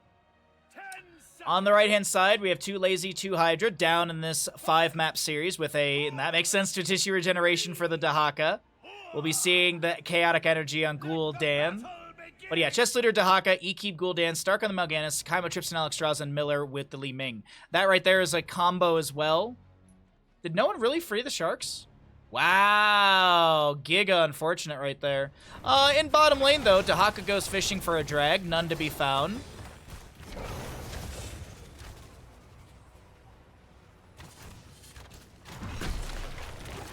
Mal'Ganis with the Night Rush into the Stormbolt immediately. Some Fell Claws to back away from Stark. Globes really, really quickly going to be gathered here for Kaimo Tripson and Ekib. I mean, realistically, the double mage composition, they want as many globes as possible. Power-hungry Li Ming. And keep in mind, Dahaka benefits from his level 1 from globes as well. You get 10 essence from regeneration globes, which is going to be very good for that pop 50 essence or 100 essence in one team fight. Shifting Meteor level 1. Whoa! Muradin able to Dwarf Toss away. Blackheart's going to spawn at the 1 minute mark just about, and we'll see those doubloon camps in about 14 seconds here in the top and, well, I guess you could say like mid and bottom-ish areas. Love me some Pirates, but I love Blackheart's Bay, man. Thematically, it's just, it's like, oh man, I love the whole pirate theming is so good. Competitively, it's not the best in the world, but it still is really, really fun to see. Night Rush on to Muradin, who's going to try and steal away a few of these gems. He's able to get 1. Sylvanas is going to turn in 4 already. We do have an available summoning of Blackheart to the right side for 2 Lazy, 2 Hydra. And I just realized we have an insanely large bet. If you want to put some channel points in the line, we got 101k to 100k. That's a lot of channel points, chat. I am very proud of you for this tournament. Also, if you're new to the stream, be sure to follow. It costs you $0. If you'd like to support the stream, like so many other lovely people have done so far today, like Kel with the Tier 1 gifted sub to Becca the Witch, be sure to subscribe, gift a sub, or you can up your tier to a higher value for more emotes and even cooler alerts. Uh-oh. In bottom lane, Mal'Ganis, Night Rush onto a couple enemies. He should be able to back away. Haunting Wave from non-champion, wants to close the distance. Muradin will not be able to land a Dwarf Toss Stormbolt, or I guess a Dwarf Toss to close the gap, and no Stormbolt for the CC, but Stark in bottom lane pops another Night Rush, non-champion with the Mercenary Queen level 4, buffing this minion wave, or this mercenary wave. So Gul'dan's rotated in. 9 regeneration globes for him and Alexstrasza on the level 1s. I believe they both need 15. Yeah. But the big thing to note is the Lazy Hydra team will be able to get the Blackheart Barrage, and cannons will start shooting out into mid lane Fort Front Gate.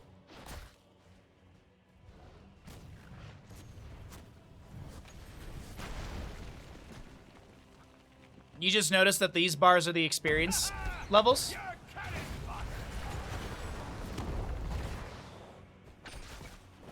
Extravaganza gets a globe in top, so she's almost done. 3 more to go. I'm waiting actually here for the Gul'dan to rotate in to be able to get his 12th and Extravaganza's 13th. Dahaka in bottom lane. Not sure if he's going to be able to get 2 essence pops here. I think he needs to pop 2 full bars of essence, if I remember correctly. And he's got the one who collects, actually. Increase the essence collected from minions by 50%, as well as the feeding frenzy. Blackheart Barrage, Kaimo trips in, will be interrupted, but Stark is not. He gets the 5 in. Kaimo will get his 3. And Miller could turn in 2 if they want to start the barrage from Blackheart. More essence activated by Chest Looter.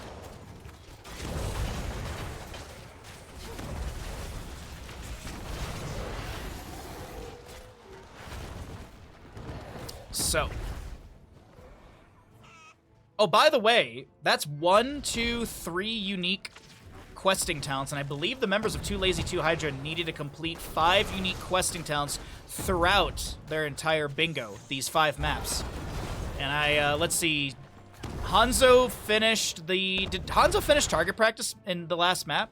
Because that would count as the 4th. And I'm trying to think if anyone else had a unique questing talent to mention, but I'm drawing a blank. From map 1 or 2 on the right side. 10 talents here will be coming through in just a moment for 2 Lazy 2 Hydra. There's Extravaganza done with her level 1. So regen globes every single time the abundance gets put on the ground. Also, we'll be going into the Verdant Flourish. 40% more healing to abundance. Oh, whoa, whoa, whoa, whoa!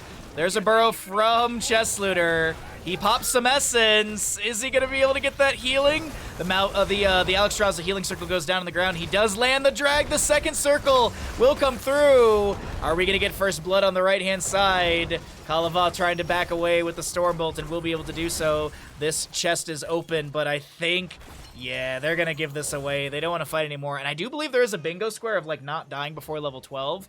So I think that is something the Lazy Hydra team is trying to do here. But speaking of things that are being done, we've got Blackheart summoned for the side of the Lazy Hydra. Haymaker from Muradin. E-Keep goes down. First kill over to the side of the Lazy Hydra. Ragnaros pops Molten Core. What? Wait. I heard it. Did he... What? Was that canceled? I heard Behold Ragnaros, and then I look over and he's not Molten Cord. Maybe did the Blackheart bombs knock him and stun him or something like that? I guess this is the easiest way to look, right? It's on like full cooldown, so something weird happened. Something weird. Morgana's still trying to back away. We've got both teams with an available turn in here. I can actually show you who's holding what. Thrall with 11. 7 on Dahaka, 5 on Stark, and 3 on the Miller Coffee Li Ming. Lava Wave through mid. Top fort should go down to the objective channel. I think it should shoot top lane first and then go to bottom.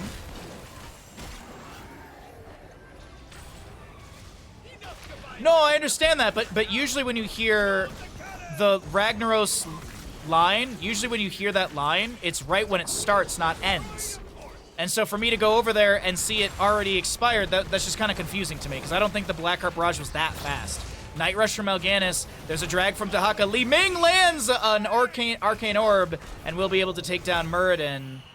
Haunting Wave not reactivated by Sylvanas, and as I mentioned, that top lane fort does go down. Bottom shots will rain in.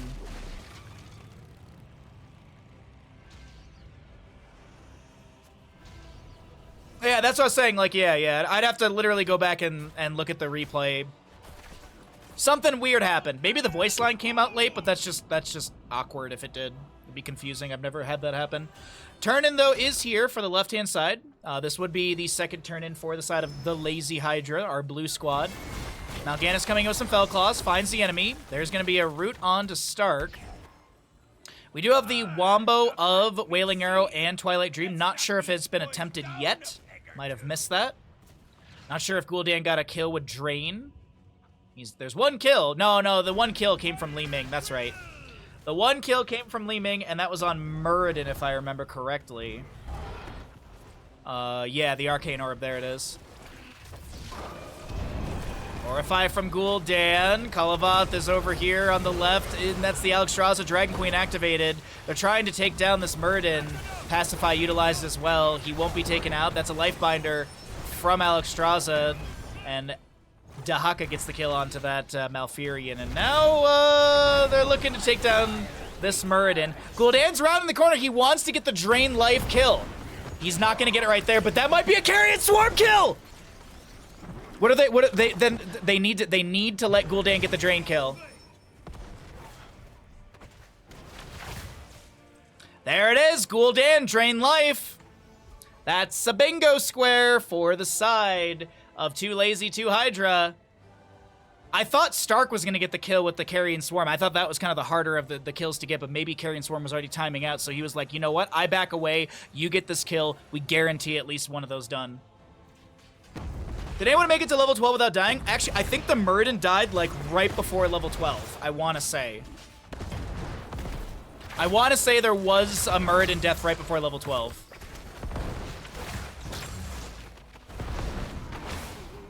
Thrall's doing 100% of the chat challenge. See, that confuses me, because Kalavoth came in, we told him we wanted Cho'Gall, and we told him to build, and then they came back into chat and asked for a different square. So I don't, like, does that count? I guess it should, right? I guess it should. Lifebinder's good onto Ekeeb, gets the Horrify, the drag from the drag from Dahaka. The silence is there. No Wailing Arrow from Sylvanas off of that one. Still off cooldown. But now, Essence activated by Chest Looter. There's a Wailing Arrow from Sylvanas. Chest Looter trying to get more Essence popped up so we can get a second cast of that, but this team fight looks like it's done and dusted. Though I will say Stark is playing Macro Mal'Ganis, and he's going to siege into bottom lane. Is that blind as a bat for siege? That should be a bingo square right there. Take down a tower or structure with blind as a bat. And that's your level 1 for Ragnaros finished out. He still, I believe, is looking for that kill with the Shifting Meteor. Only one kill has happened on the left side, and that's into the Gul'dan. I don't think he died to Shifting Meteor, though. I think I can still check this, right? Yeah, it was the Feral Spirit was what killed him earlier on. All right, Muradin harassing a little bit.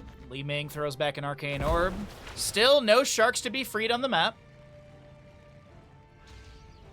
The balloons on the right, enough for a turn-in. Left side, they have 10 out of 14. None turned in. 9 out of 14 turned in, and 19 in the pockets of Too Lazy, Too Hydra.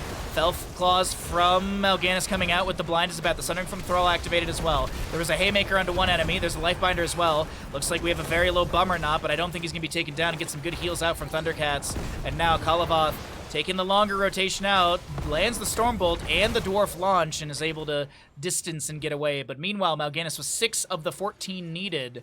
Is going to be able to turn in, and that will be the Blackheart Barrage to our right side crew. Felclaws once again, the drag from Dahaka is pretty good. There's going to be a Night Rush as well. The Drain is not enough, and Muradin is able to Dwarf Toss away, but he's left his team behind. The Felclaws get another triple stun. Another triple stun. Oh no, Blind as the Bat goes the wrong way. It might have been a misclick. Might have been a misclick in the direction going, but it doesn't work out for Stark. He can't chase in further, and now he's kind of... Ooh, wait a minute. Night Rush interrupts the what's it called? Molten Core. And it looks like the rest of the team went and said, you know, Mal'Ganis, you can go ahead and get those Felclaws activated, but we're going to go get a camp and leave you alone. Bye. Left 4 Dead. I think that's a video game or something.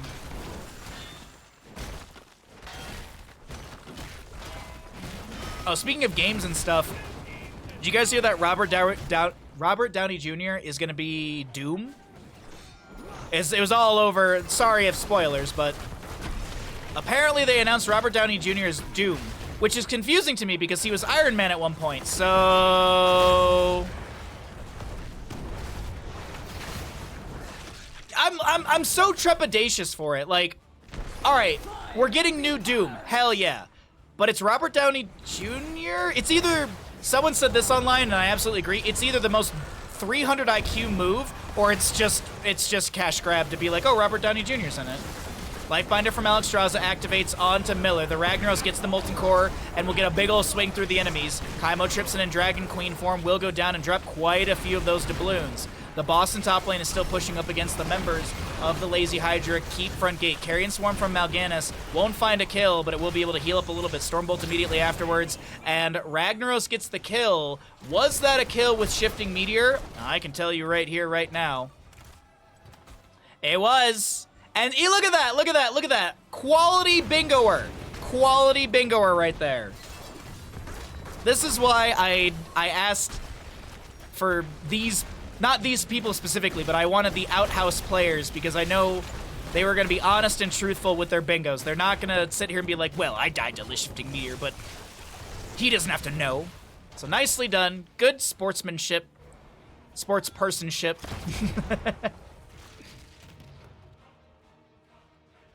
Doom has multiple forms. Is he just the one Doom, or is he playing the Doom? He's Dr. Doom.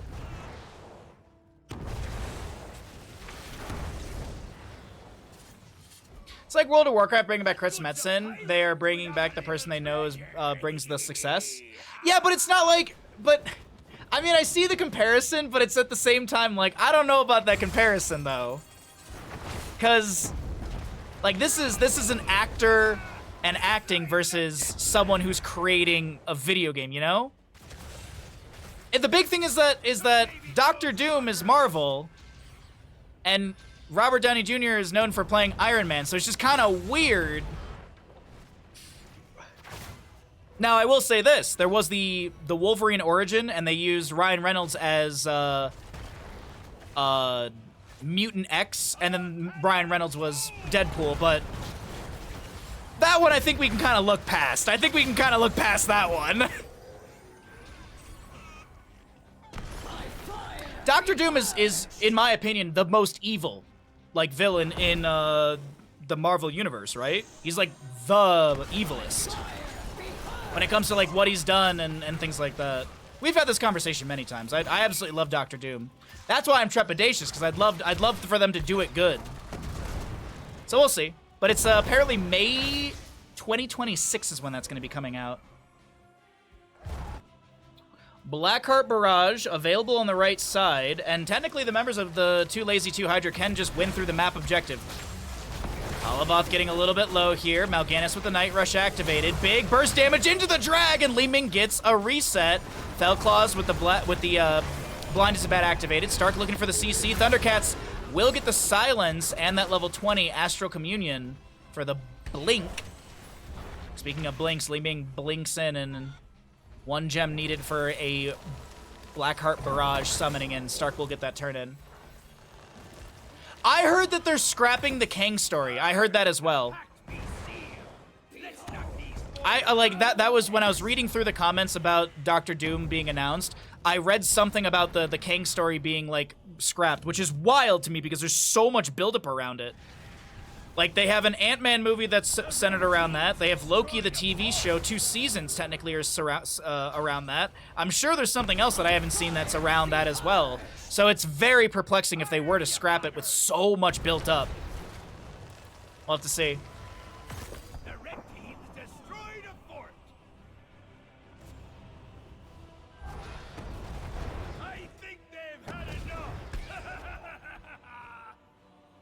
All right.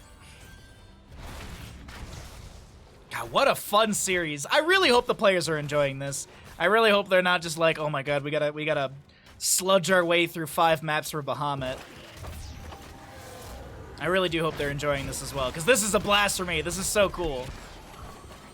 Fellclaw's bind is a bat. Stark is looking to go somewhere here. He won't find any enemies. Wailing Arrow from Sylvanas into the root from Thrall. The Lifebinder immediately activated. Haymaker from Murden trying to push Kaimo away, but it won't activate in time. Lifebinder, Ritual of Life will get those extra heals. Sundering from Thrall coming through. E-Keep so very low. Carrion Swarm from Mal'Ganis does activate. Does he have the Seeker Swarm level 20? He does, but it's not going to be able to save. Bummer not! Will go down. Nice. Okay, so at least there's the trade, and as I mentioned, that level 20 Seeker Swarm, when Carrion Swarm ends, you get the sleeping bats. Sorry, I couldn't remember. There was a silence from Malfurion. Non-champion hit with an isolation spread off of the Muradin. A drag attempted from Chest Looters. He's bopped around. He'll pop those claws as non-champion is picked off, and it's looking good for 2 Lazy 2 Hydra with these doubloon chests opening up, and we have so many waves crashing near these keeps. 1 gem is needed for a turn-in, and none are available. Muradin, no one checks the bush! Muradin, you're dead. Carrion Swarm not available for 47 seconds. Dwarf launch out, okay.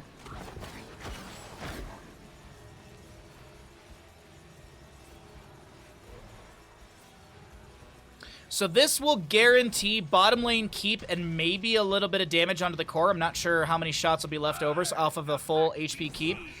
But right now, let's see what... Oh, and they're picking up more gems. That's the second boss, by the way. There is a bingo square for getting the 3rd boss, and I believe that's actually the Lazy Hydra team needs that square. I don't know if someone in chat might have their bingo cards available, might be able to check that for us. But 1 cannonball will be wait. Oh my god, that was so low on HP. Boss in top is grabbed. Muradin showing in lane. A lava wave from Ragnaros to clear things out. Minion Wive in top and get a little bit of damage onto the boss. Gul'dan checks the bush with a corruption. Oh, Stark and friends. Carrion Swarm will be activated. He's looking for the Seeker Swarm value to follow up. Finds it onto Isaac. Horrify from Gul'dan. Sundering from Thrall is the answer. Wailing Arrow from Sylvanas as well. And that is the... Ragnaros to fall. Sorry, I saw the Haymaker coming out. The core shielding is dropped already, 64%. This boss is very healthy. This is looking like the trajectory for 2 Lazy 2 Hydra to win this map number 3 in our 5-map series here in the Baha Blast Splish Splash Summer Bash Bingo Extravaganza. Yes, that is the name of the tournament. The GG's is called, and that's 2 points over 2 Lazy 2 Hydra on top of whatever bingo squares or bingo they have found. Well, actually both teams, but yeah. 8 subs away from our goal. As a reminder, we do have a giveaway going on right now. Exclamation giveaway to get yourself into that. The final giveaway will be triggered or rolled after the 5th and final map. After the 5th and final map, we'll roll out that winner. But we still have, well, our next map and then the final, the 5th. So exclamation giveaway. Death Meteor and Drain Life were done. Yeah, the players have been sending me their updated cards, so I'm just honestly going to bank off of that. That way I don't overlap and screw things up. All right, choose the outcome. Which team wins Blackheart's Bay? 2 Lazy 2 Hydra. We do need to roll out some ads, so now's a good time to remind you that if you're enjoying the stream, be sure to subscribe. If you have Amazon Prime, then you've got Prime Gaming. And if you've got Prime Gaming, you've got 1 free sub here at twitch.tv/Bahamut Gaming. You get yourself some ad reviewing, amazing emotes, and you support the good boy that's banned. Of course, I have a deal with John Cena. He'll show up at Jeff Bezos' house and deliver a close-in slap to the penis of Jeff Bezos. Would you like to harass a billionaire today? Subscribe now.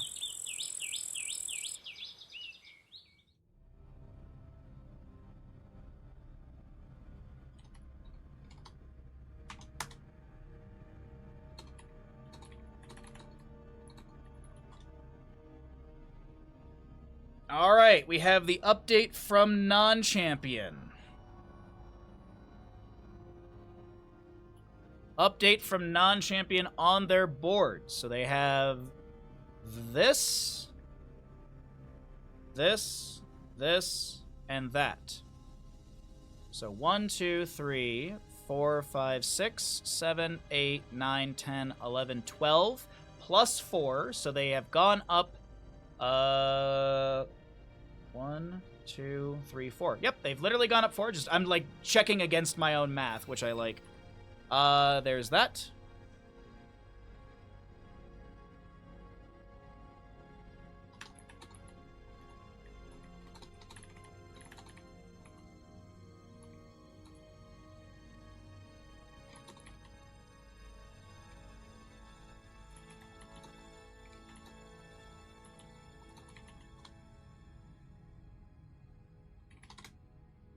All right, so we're rolling out ads. We've got the update on the left side bingo card, the right side bingo card updated here.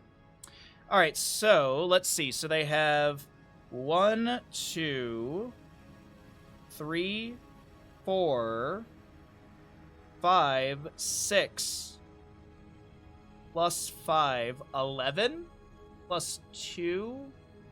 So they should be at 21?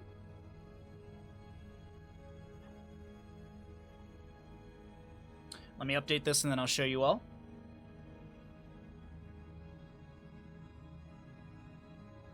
Okay.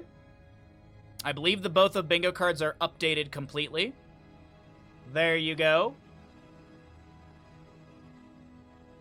They have 11 squares plus 2 wins. 1, 2, 3, 4, 5, 6, 7, 8, 9, 10, 11, 12 squares plus 2 wins. So that's 14 for the left. And then there's 1, 2, 3, 4, 5, 6, 7, 8, 9, 10, 11, 12, 13, 14, 19 plus 2 is 21.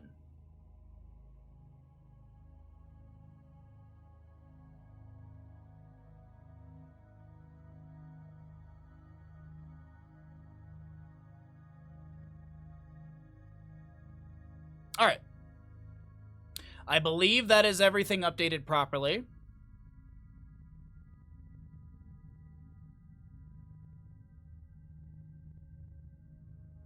So yes, so the Thrall one does definitely count, the chat challenge. It does count, so we did count that one. Okay. They asked chat a different yeah, they did come through. I was a little bummed out because I was really hoping for the Cho'Gall, but apparently Kalavoth came back into chat and asked, and there was a different response. Oh yeah, absolutely. Sorry, I'm just making sure that I'm checking the draft chat. It looks like the draft chat is players need to the bio really quickly, so that works out for us very well. So the Lazy Hydra team, they need to play 2 different games with 2 different Hanzo talent builds. Raise My APM, Way of a 500 Fists. There's the Play This Wombo, playing Hooky.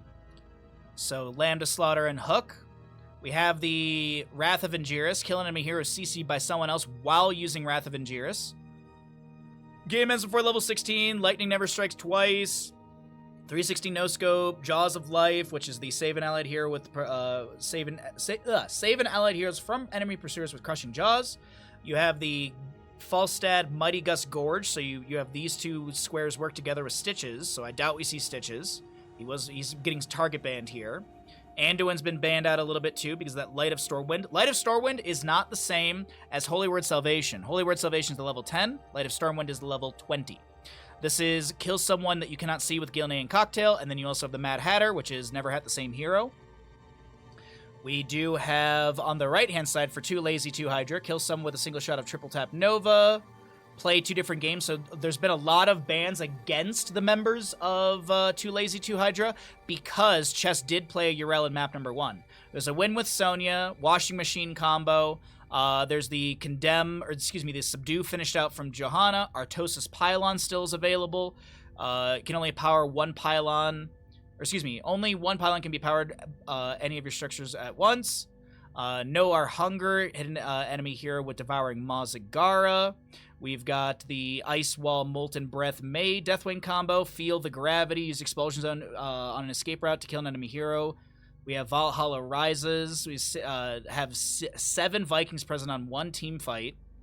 And then your team takes the 3rd boss. Now, there was a clarifying question asked to me, and this is one thing I will note. The boss, the Haunted Mines boss in the bottom counts as a boss. On the on Mines, is it the team that takes the boss, or is it the last hit? I would say it's the last hit. I would say it's the last hit.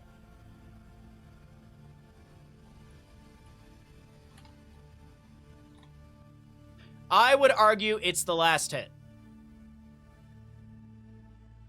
Yeah, the boss counts, and I would say it's who gets that last bonk. Now, how we determine that, that's the hard part. That is the hard part. Because there could be overlapping damage on it. That is the hard part. So how you clarify that is a little oof.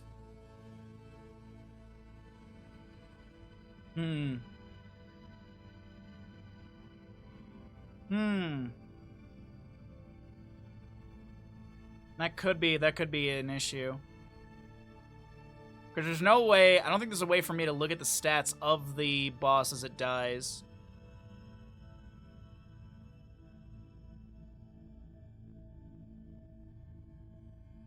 Yeah, but Ace, you don't capture a point on Haunted Mines with the boss.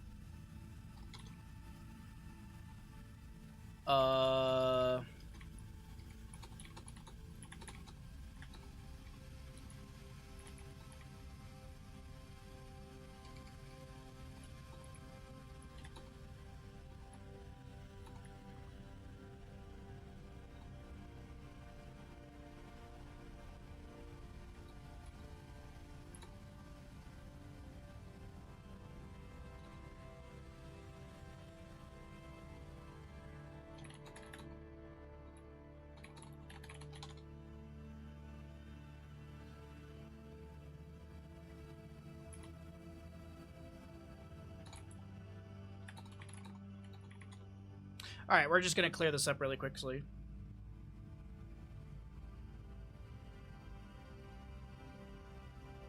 Give two lazy, two Hydra bonus points.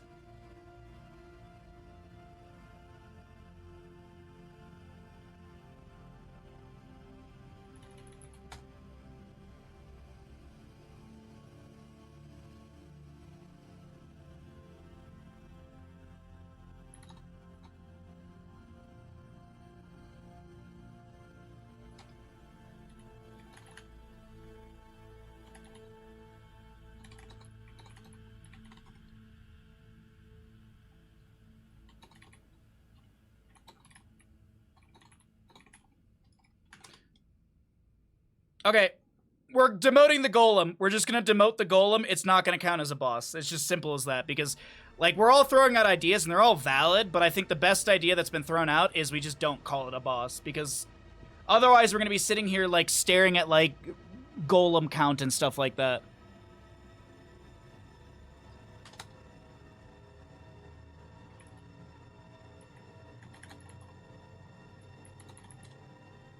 Yeah, we'll just be bone supervisors.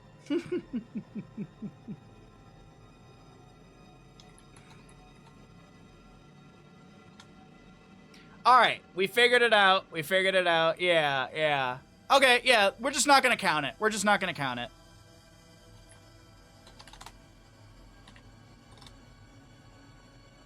It's not gonna count for a bingo square.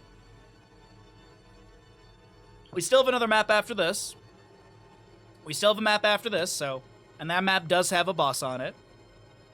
I do apologize to the players having to play this map, but you know what? I know chat's gonna be happy.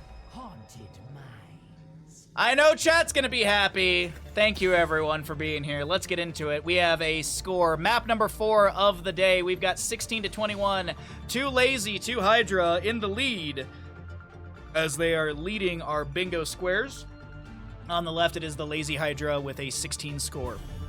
We still have this, Haunted Mines, and then we have Warhead Junction coming up next. So we got some really good maps still. So that's why we were all just like, okay, you know what? Warhead Junction's got a boss. We'll just go ahead and put that as the count it there, because just sitting here and trying to figure out, ooh, is it who gets the most skulls, but then how many skulls does it drop, and then it's this, and then it's that. So you know what? Blup. We get rid of it, and let's get into this. Cassia banned away, Sonya banned away, some target bans. Is this going to be another Urel ban? Will this be another Urel ban from the side of the Lazy Hydra? They can take the Urel. Nah, of course they're going to ban it away. All right, so that's gone. I'll be real, if they asked me to play Murky on this map, I'd probably say no. Yeah, I really appreciate the players toughing this one out, because I know not everyone really loves Haunted Mines. I don't think many people love the map order I put out, but I know Twitch chat will very much appreciate this, and at the end of the day, we need to appease Twitch chat so that way we can get all the subs, so that way we can do more bingo tournaments like this in the future. I'm gonna reach out to the teams afterwards and ask if they had fun and if they would do it in the future and what changes and etc. But that is for the future. Abathur first pick on the left-hand side, Deathwing and May on the right. That is a combination. That is the Fire and Ice Wombo right there. So you have the Try This, a Song of Fire and Ice, Ice Wall plus Molten Breath. Molten Breath is a baseline ability for Deathwing. So that one's going to be very simple. On the left side here, they do have this Abathur, and there is the Mad Hatter, which would give a... oh, I don't have a display capture on this screen. That would give one bingo over to the side of the Lazy Hydra. There's a Stitches with a Rhaegar. Okay, so now Falstad or Butcher can be drafted here. Falstad or Butcher would be Wombo attempts. You have the playing Hooky with Stitches, Hook, and Lambda Slaughter. And then you also have the Gorgeous Gust, which is the Gorge, and then the Gust from Falstad pushing away the enemies. Looks like they're going to get rid of one of the two evils. It will be Falstad. I do really like the idea of Bingo. Bingo's great. Bingo's great.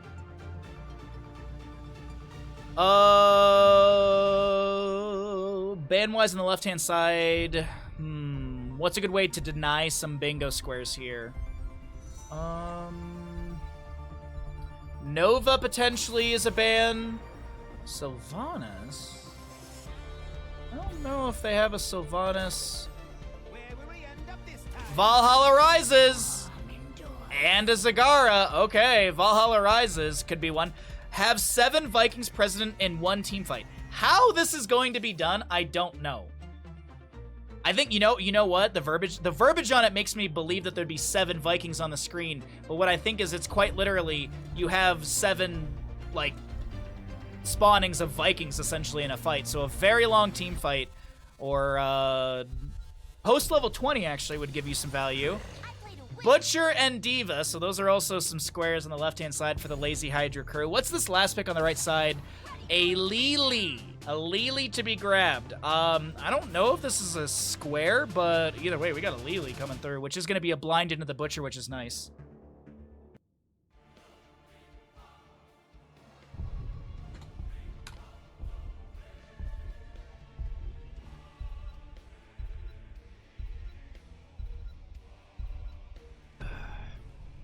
If we can get Baha sponsored by Microsoft and they take notice of Hot's passion, we... Oh, yeah. Oh, yeah, Darth, yeah. Oh, yeah, yeah. Because of all the hot streamers out there, Blizzard really does, Blizzard really pays attention to my stream. Stat-wise, no. I'm probably not even on Blizzard's radar. But I appreciate the love.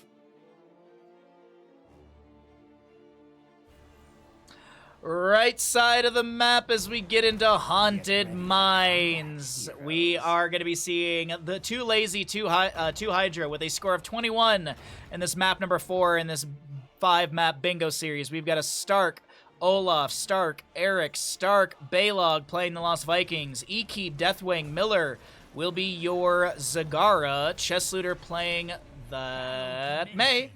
And we have got a Chymotrypsin on the Lily. Good synergy right there between Lily and the Mount. Left side of the map is going to be the Lazy Hydra crew with a score of 16 so far. We have Kalavoth playing Stitches, Izik on the Diva. Thundercats will be your Rhaegar, Bummernut on the Butcher, and you've got a non-champion, Slugbug Abathur. Where's Ninja to vote on the Slug? No! Viking goes down.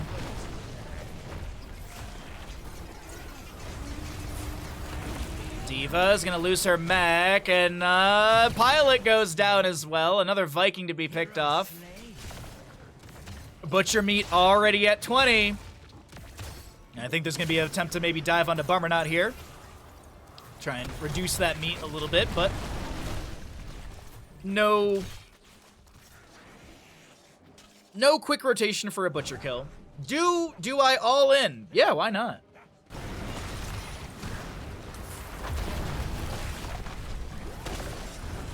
Molten Flame, a hook onto Chymotrypsin, and Lily's got those fast feet, still trying to chase after Thundercats. Won't be able to close the distance. A Lava Burst from Ekeeb.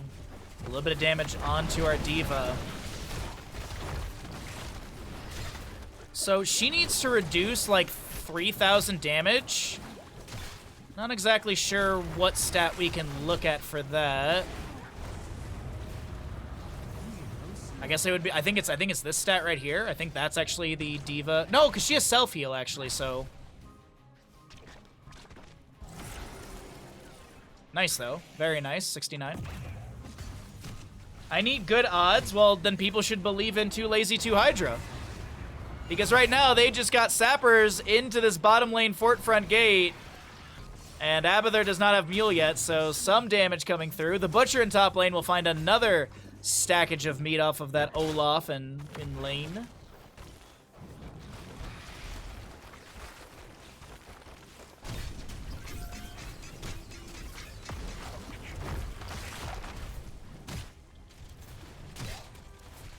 Alright, so little bit of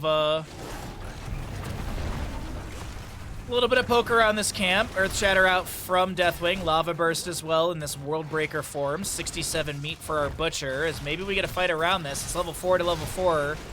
Blizzard down from the May. Diva Mech is going to get the Mech Explosion. Big Shot going out as well. Stark is maybe going to lose an Eric here. Doesn't look like it. E-Keep low. Deathwing will be able to walk out of this engagement as the blinds continue to come out from Lili. Did go into the Surging Winds level 4. If Blinding Winds hits 2 heroes, its cooldown is reduced by 2 seconds, and Lili gains 10% spell power for 10 seconds. Full Eric build so far with the Spy Games and Eric the Swift. He's so swift, he's so brave. Slay the undead and claim their skulls here. All right. Our objective phase is here. We'll have Deathwing and friends jump down. Olaf is lost in the top. And this was the conversation we were talking about, because it is technically coded as like as a boss, if I'm not mistaken. Underworld boss. It is technically labeled, but then we were trying to figure out like what's the best way to actually say like who wins this. So instead of sitting there and counting how many skulls it drops and who gets the vast majority, we're just gonna go ahead and say it doesn't count as a boss, so that way we don't have to. We can enjoy the game. We can enjoy the game. We're not looking at the nuances. Thundercats is gonna be able to spray and back away. May goes down to the Nexus Forces somewhere. Stark is trying to take down Thundercats, has that Eric chasing in. We'll lose the Baylog. Abathur hat on this Rhaegar. I'm assuming we got Mad Hatter going on. Meanwhile, Cataclysm into this Butcher. He's got 109 meat, and he will not be taken down. If you are curious, let me check really fast. I got a Viking over here. Let me see. Is the Viking regen globe stack? It is tracking correctly. Sometimes this doesn't track correct, but it is. So if you do want to know the Viking globe pickups, there you go. 109 meat for our Butcher. We've got 7 stacks on the Hungry for More for our Stitches, so get movement speed for that one as it does progress. And it's 60 to 40 in Skulls, in Risen Minor Skulls. Stun on to Stitches, but he's fine.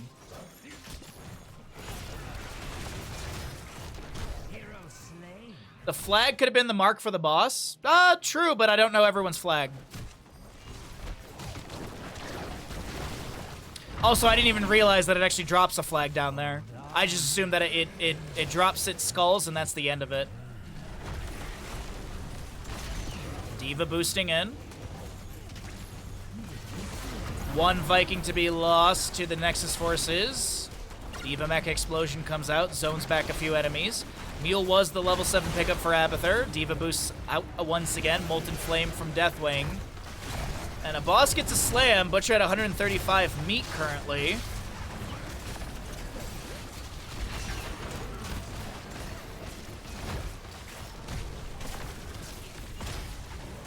Cataclysm from Deathwing into the enemy. Does it drop? You know what? How about this, chat? We don't need to talk about the boss thing anymore because it's not happening. So boom, done. We can move on in our conversation. We're just still sitting here talking about the exact same subject.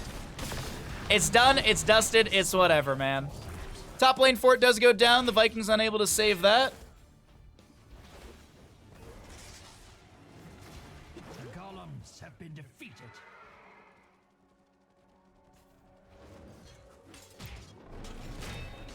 It's like we're trying to find a solution to something that's already done. Purge for the Rhaegar, level 7, or Purification, excuse me. Upgrade on the Purge, gives that 45-second cooldown, but also we'll be able to grab or add in some other abilities and such. D.Va trying to back away over here. No, she's just clearing out the summons from Zagara.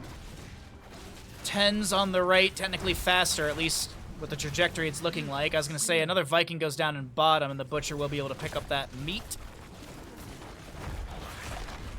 Sappers raining in here. Another Molten Flame. I mean, next map is map number 5. It's technically the final map in the Bingo series. Unless both teams end up with the exact same score at the end of map 5, that'll be the decider. If we end up with teams with the exact same score, then we go to sudden death. And I have sudden death already planned and everything.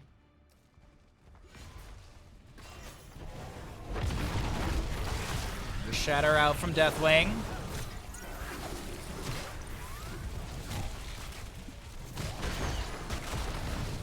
D.Va boosts away.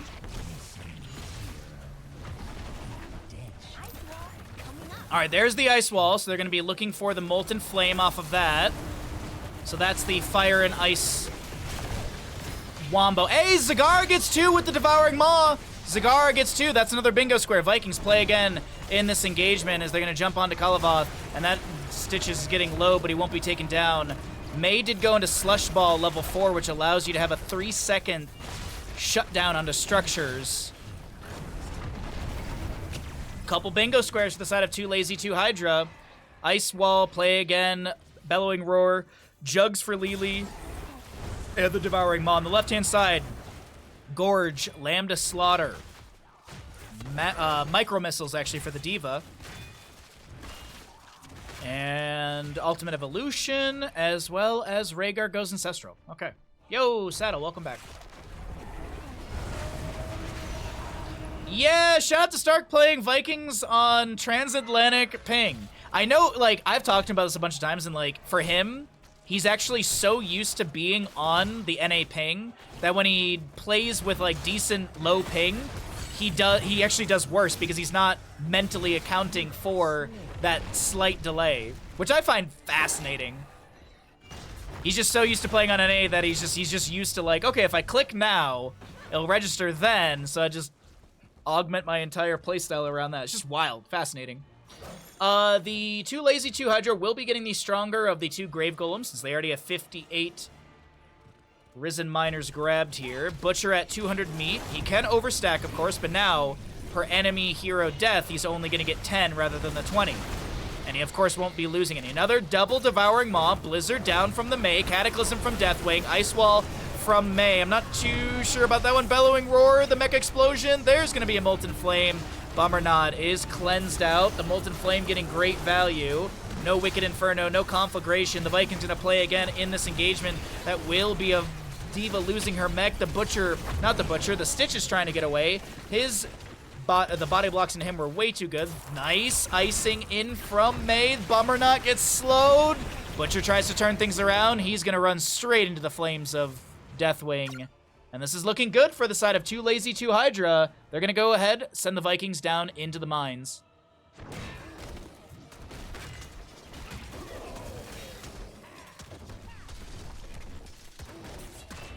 Is TLV a hero where you can become multiple at once? Yes, yeah, you're microing all 3 of these at once. Yes, sorry, I was not understanding the question. So you can see here, you can swap between the 3 of them. So you can actually see Stark is actually swapping between them in control by the things that were highlighted right there. Does lose a Viking. Does lose a second Viking, but was able to pick up another 12 Risen Miner Skulls. Good casting. Oh, Sheltering Hand, thank you for the compliment. I appreciate that greatly. Compliments are always appreciated in the channel. I continually have to say big shout out to the players. Ooh, they're going to leave 1 skull behind, and that will not trigger the summoning of either side Grave Golems until that's picked up. So it does give some opportunity to manage the lanes, close any experience gaps, which honestly, it's 6-5 in kills. The experience is really close. 1 Viking's going to come down here and grab that so the objective phase will trigger. Mr. Bandit, you are perfect. Thank you, Keyless. Deathwing's gonna take flight here really quickly, fly up into the sky. And you can see that regeneration is ticking up quite quickly on the left side of your screen. It does. I was wondering if it would actually show the updated regen per second, but I definitely don't think that's 9.52 per second right there. That was kind of seeming like some big jumps. I believe if you look at the tooltip, it just has a percent-based number. There's no side towers here. I forget about this. So Stark could take a Viking and start working on this over here. But anyways, a fight breaks out in top lane. Ice Wall from the Mei. Lili was Gorge. Molten Flame from Deathwing. Devouring Maw into 2 on the left side of the engagement. Lili Jugs will be activated, healing up some allies. Rhaegar will be cloned here. Looks like non-champion. The Abathur will get a second Rhaegar in the engagement, some extra heals. Butcher charges in, looking at the Mei. Cleansed by Chymotrypsin with the Let's Go. D.Va with her defense matrix active. A 71 powered Grave Golem moves in through the top lane with quite a bit of HP. Stark is going to lose a Viking. Something weird happened apparently in the bottom lane. But that will be D.Va Mecha Explosion zoning back the enemies. Molten Flame from Deathwing trying to push things up in this top lane. Keep front gate. Objective will slam out here. Another Molten Flame from Deathwing. Really cooking up that D.Va Mech. She's going to try and deny some of that damage with the defense matrix. Not sure if she hit that 3,000 number. I'll check with the players after this map number 4 in this 5-map series. Viking still soaking. That's a hook. Ice Wall activate, or Cryo Freeze activated. Oh, the Lambda Slaughter. Little anti-synergistic with that Gorge, but Mei tries to get out. Chest Looter is definitely dead. Ice Wall gets thrown onto the 2. The Molten Flame is a little too early. And no 16 on either side. A hook goes out. Deathwing throws down a Lava Burst, slowing down the enemies. A Earth Shatter and a Cataclysm out. Meanwhile, Vikings are just pushing things up around the map. 37 regeneration globes for those Vikings. That is tracking correctly. I heard compliments are good. I always appreciate compliments. I don't always get them, but I appreciate them. They're like, compliments are like Twitch subs. They're great to have. Vikings have played again in the top lane. They're going to be body blocking the Stitches. Molten Flame with the Conflagration. Oh no, Conflagration wasn't picked yet right there. D.Va boosts in. A lot of good damage. Devouring Maw onto the Butcher. Mecha Explosion will be summoned. The Vikings will be pulled out in time. And still 16 talent to your advantage. Lili being zoned by the micro missiles and D.Va. The damage is not enough. Olaf with the large and in charge will be able to get a small stun. The Rhaegar clone of a hero will go down, but Deathwing actually will fall. That's some meat for Butcher. D.Va boosts through the engagement. That's a charge in from Butcher, looking for the Zagara, gets some slams, and finds the kill into her. 16s apiece in our levels, 10 to 6 in kills. Mei jumps into the lower mines, trying to juke Bummernot. Cryo Freeze, but there's going to be a Lambda Slaughter, and that'll be 270th meat for our Butcher, as our objective phase will be spawning here in 10 seconds. Funny that Eric gives the same amount of meat as Deathwing. That's because Eric is a big buff boy. There's no turning back now. Eric is one of those buff boys. Heroes here. Baylog goes down to some Nexus forces. Maybe they were trying to dive the Abathur, I think. Trying to take a look at what's going on here around the map, and no mule summoning really needed. I guess you could technically summon it for this little bit of damage there. But as we take stock of the mines, the Butcher's been working on this main Grave Golem, and it does get all of those Risen Miners. 67 on the left-hand side. 69, nice! Oh, well, it's over. It's ruined. Ruined!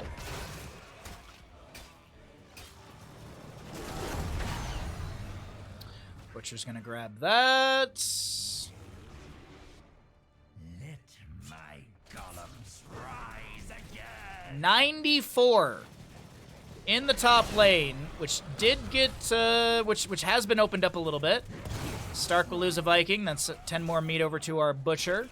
This might be a game-winning push for the Lazy Hydra. Ice Wall from Mei. Rhaegar's caught by that. Cataclysm in from Deathwing. Looking maybe for a Bellowing Roar afterwards. does get that split onto the Butcher. The Jugs from Lily activated, trying to deny this kill onto Miller Coffee, as the Devouring Maw is a little anti-synergistic. I think a few enemies were going to be cooked up by Deathwing as the Earth Shredder goes in the wrong direction. D.Va starts cleaning up the fight. Oh, it's all falling apart as Chest Looter does go down. No, he doesn't. Chest Looter makes it out alive. The heals from Lily enough, but this Grave Golem is massive. As it looks like our D.Va did deny that over 3,000 damage. And this Grave Golem hitting over 800 per attack into structures here. There was a hook, a gorge, and Chymotrypsin does fall. It's looking promising for this to be a Lazy Hydra victory.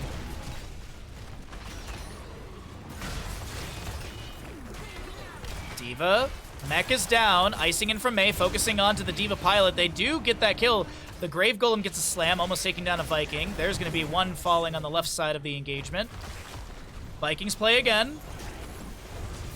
320 meat on the Butcher as the Vikings charge in. And Butcher's going to try and find a little bit more meat, but can't find it. Uh-oh. Ice Wall, I thought it connected onto Stitches there. Won't. One Viking does go down. A second one should be charged onto. Molten Flame from Deathwing. Zones Bummer not back. Who? No, they go back in! And that'll be 330 meat for our Butcher.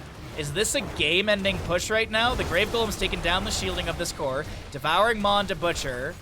Permanent damage has happened on this right side core. A lot of damage actually is here. Bellowing Roar. Where's the follow-up? The Molten Flame doesn't connect. Bummer Knot will fall. No meat to be lost, of course. Kalabot trying to get out of here. Rhaegar gets picked off as well. Stark, he's going to chase down the Stitches. No, he gets the Abathur hat. Oh, an unrespectable 1v1. But I do believe now this is going to be our Stitches falling. Lily gets that kill. 20 talents here on the right-hand side. Checkpoint reached is the critical tool to be able to finish up that bingo square for the Vikings. So at 10 seconds after using play again, any dead Vikings are revived and summoned again, and all are healed to full. Camp stolen away by 2 Lazy 2 Hydra. Next objective should be pretty soon. They did lose 55% of this core, though. You can actually see the Gravekeeper on both sides, but... Shielding's gone back up. What are we looking at for total shielding and HP? 9,300 or so health, with about 10,600 in shielding, which is about to get maxed out here in a couple seconds. But both teams have those 20s. We'll see, can the red squad reel this back in? They started floundering. I wouldn't say floundering. Falling behind is a better way to say it. The Grave Golem, or the Risen Miners are going to summon here in 20 seconds. A hook onto May. Okay. There should be a lamb to slaughter afterwards. Right in time, but the icing comes through. Deathwing with a Molten Flame. The heals are okay into Chest Looter, but I don't know if it's enough. Devouring Maw creates a little bit more space, but D.Va sustained damages in play. As a Viking goes down, a second Viking will fall as well. The Vikings will get a play again. They're going to all go in onto Butcher, and Sister Healing onto him. Butcher will get a couple kills, but the Vikings come back, and I think that counts! 8 Vikings! 8 Vikings! Yeah, I was about to say, I think that counts. Stark may have sacrificed a lot of meat here. Butcher at 360, but you know what? He got that bingo square, and I do believe that's another bingo as well. Oh my god, I think that right there, ladies and gentlemen, is going to be the first... Red team dominated. Come on, Stream Deck. Of the bingo tournament. That was the first Finland of the bingo tournament, but I do believe the Lazy Hydra team is going to be taking this map number 4, and they'll get the 2 points for the map win. We'll see what their bingo squares are going to be. They obviously got a bingo square for the hook combination from Stitches and Butcher. They got the D.Va square as well. They got the Abathur Mad Hatter, I would assume. We'll go ahead and see what the players update us with. GG, well played. Let's see what happens here as we're getting set up for our what could be the final map in this 5-map series. Now, I keep saying if it could, because we do have a sudden death situation. If we end our next map, Warhead Junction, with the equal score, we will go to sudden death. We'll talk about that if we get there. If not, I will not tell you, and you'll have to see it if we do this in the future. Speaking of future, after this next map, we're going to be rolling the giveaway for a Corsair Darkstar wireless mouse. I use it. Is my favorite mouse. I've been using it like every day since they gave it to me.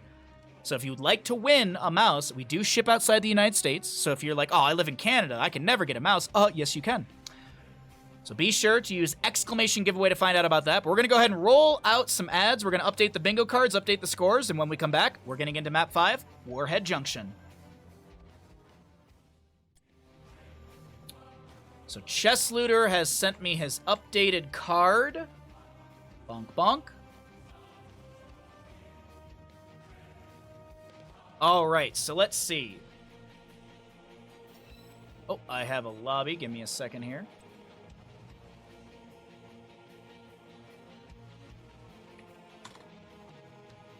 Okay, so let's see what we got here. So Chess Looter, they have this one and this one. They also got this one. And that card looks the same as that. Okay. So we have 1, 2, 3, 4, 5, 6, 7, 8, 9, 10.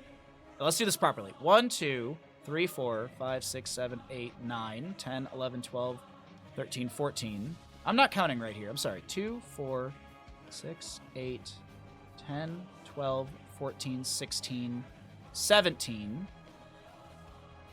17 plus 15, right? 17 plus 15? Is that right? So that would put us at 32. And they, oh my god, this is where things are getting complex. I think they've only won one map. So that's 34 on the on the right side. I'll double check with players when we're back. So that's how many on the left? So 16, 17. That would be 18. That would be 19 plus 5 is 24. That seems right.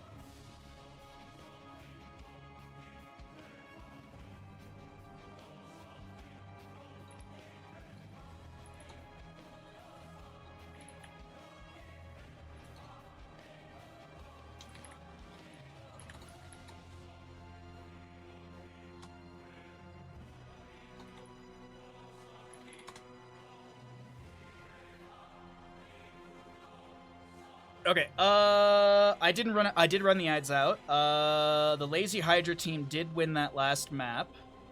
Oh wait, no, they should have 26. 26, right?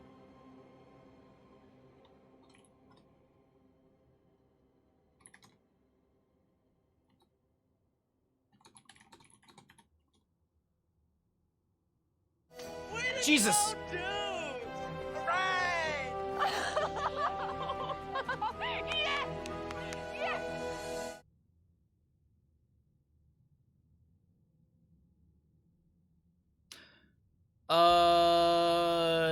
Okay.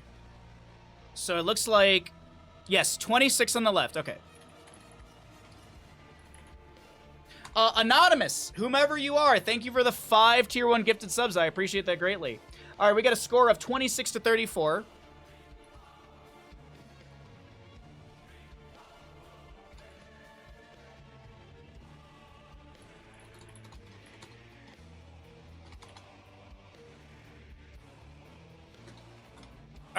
I'm gonna grab myself a beer, and we're gonna get going.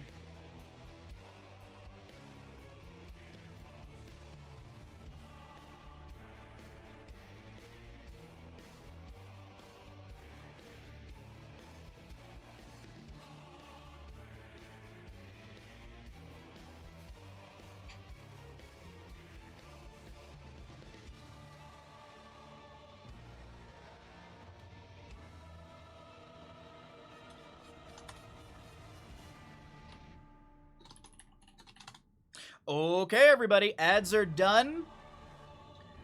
Thank you, Anonymous, for the 5 gifted subs. I really appreciate it. Baha, it's 2 + 2 + 5 + 5 + 2. Is it really? Because that math doesn't really add up to any of the numbers we have.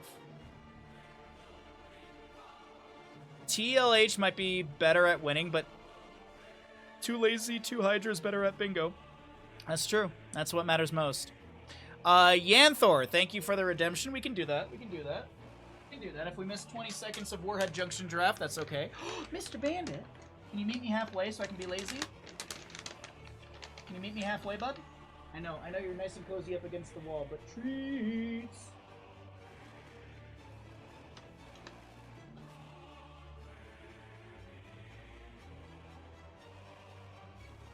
Good boy. The readies are out from the players. We are good to go. We're 3 subs away from our sub goal, and we are going to Warhead Junction. Could be the final map of the day. Now, you might be like, Bahamut, why could it be the final map? Why isn't it the final map in a 5-map series? Well, that's because we have a contingency. If the scores from both of the teams are the same by the end of Warhead Junction, it is 26-34. Not the craziest gap to close. If the scores are equal, we go to sudden death. We'll talk about sudden death when we get there. If not, we'll save sudden death for potentially a future bingo tournament. As a reminder, if you're enjoying yourself here in the channel, be sure to drop a follow. I do stream 6 days a week. Monday is my only day off. We do a menagerie. We have a variety, if you will, of streams. We typically do Heroes of Storm and XCOM on Tuesdays. This Wednesday, we've got Magic the Gathering, Hades speedruns, and a Lego build. Thursday this week is going to be Heroes Casting and Magic the Gathering. Friday this week will be some Street Fighter 6 and Dark Souls 1 randomizer. And then Saturday and Sunday, we also have Mario Kart vs. Chat on Friday as well. And then Saturday and Sunday are kind of up in the air. I do believe there's a Stormgate tournament series starting on Saturday. I'm going to try and take part of that consistently. And maybe Sunday we just, I don't know, we'll figure it out. We'll see what we do. But either way, that is the stream schedule for the upcoming week. As I said, we do 6 days of streaming, Tuesday through Sunday. We got a lot of fun content here. Drop a follow. But of course, we're here in the Baha Blast Splish Splash Summer Bash Bingo Extravaganza. When this map is over, we will be rolling out a giveaway for a Corsair Darkstar mouse. Now, that is the mouse that I use. That is this mouse right here. If you'd like to find out more information about it, you can use !Corsair. Get yourself over to the Corsair website and check it out. But let's focus in, because this could be the final map of the day for our Baha Blast Splish Splash Summer Bash Bingo Extravaganza. Shout out to the teams who have participated today in the shenanigans. Big shout out to Chess Leader, who helped me create the custom bingo squares and all that kind of stuff, and also gave me some good feedback on trying to, you know, make sure that this is fair for both sides and we don't have ridiculous draft 4 tanks on a map. You know, that kind of ruins things for other bingo squares. So, either way, Zarya, Falstad, Yrel. You know what this composition looks like? You know what this composition looks like, chat? It looks like there's a Cho'Gall set up on the right-hand side. On the left, it is going to be the Orphea and Imperius. Where is Big Scary Duck to check out the Orphea? We'll find out. Also, by the way, cheers, chat. Happy Sunday. A couple bingos on the left side could really match the score. A bingo... Actually, literally a bingo and a map win, I believe, would be equal score, right? Because a bingo is +5. You get the, if you're just needing 1 bingo square, then that's 6. I guess 6. And then you would get a map win, that's 2. So that would, in theory, be a 34-34 score. Now, here's the issue. Yrel was drafted. Yrel just needs to do a different build than was done in map number 1, and that's 1 bingo square. And speaking of, that bingo square would give no bingo potential unless Johanna is drafted here.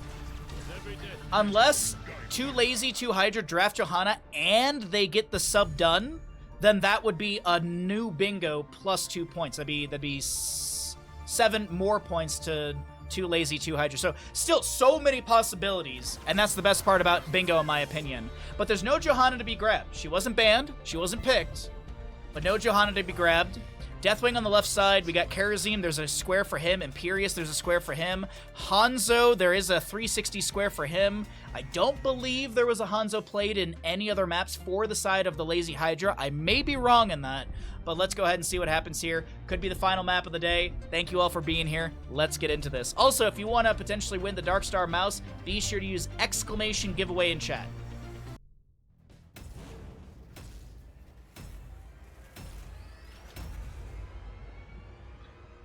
Big ol' 5-minute gamble. Ash Mantle, you're the best. Thank you so very much. Let's get into it, everyone. We've got ourselves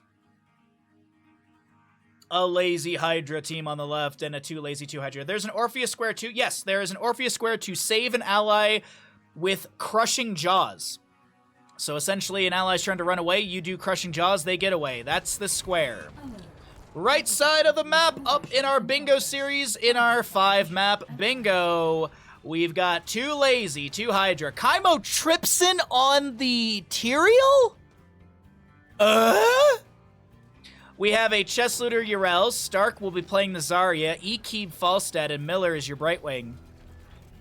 Left side of the map, trying to close the distance between these scores. We've got the Lazy Hydra crew. Kalavoth playing Deathwing. Bummer not on Imperius with the wrong... No, he's got no level 1. Izik will be playing... I'm just so used to they always taking the wrong level 1. We got an Izik, Orphea. Thundercats will be your Karazim and non-champion on the Hanzo. You like the Deathwing skin? It's very cute. It's very similar to the Brightwing one. I'm so glad they made a Deathwing skin that was so close to Brightwing skin.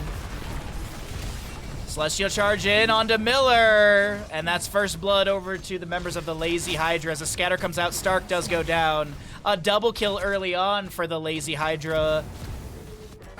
Falstad flies to bottom. Chest Looter fine over here. Oh, I thought that was going to be enough damage, but I guess the Dread doesn't do that much yet.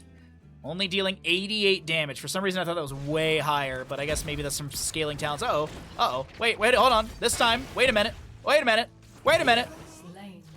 I'm working on my, my fighting game casting. Oh!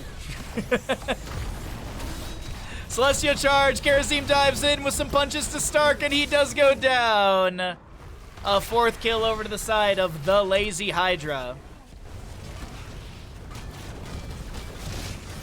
I like how non-champion stepped up, spun 360, then released a Q. Well, you'd be happy to know that there's a bingo square for the side of the Lazy Hydra called 360 No Scope. But spin before you cast every Stormbow as Hanzo. Non-champion has to do a 360 before casting a Stormbow every time if he wants that square. Big gambles on both these teams and what could be our final map of the day.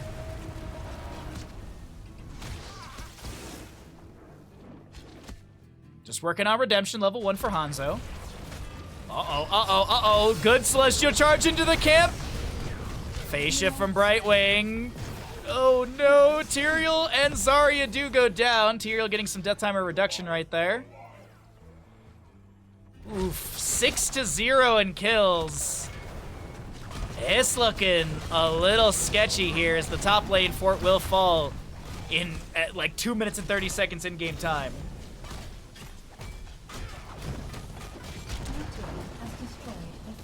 Okay.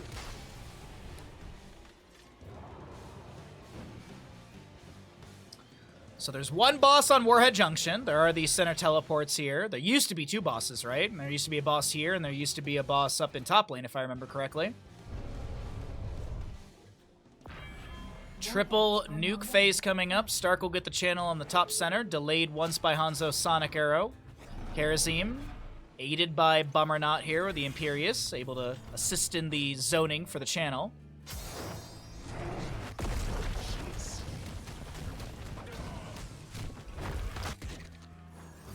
Nuke dropped in top lane. Non-champion should be fine here. Not even splash damage from the nuke will affect the Hanzo. He did tap well.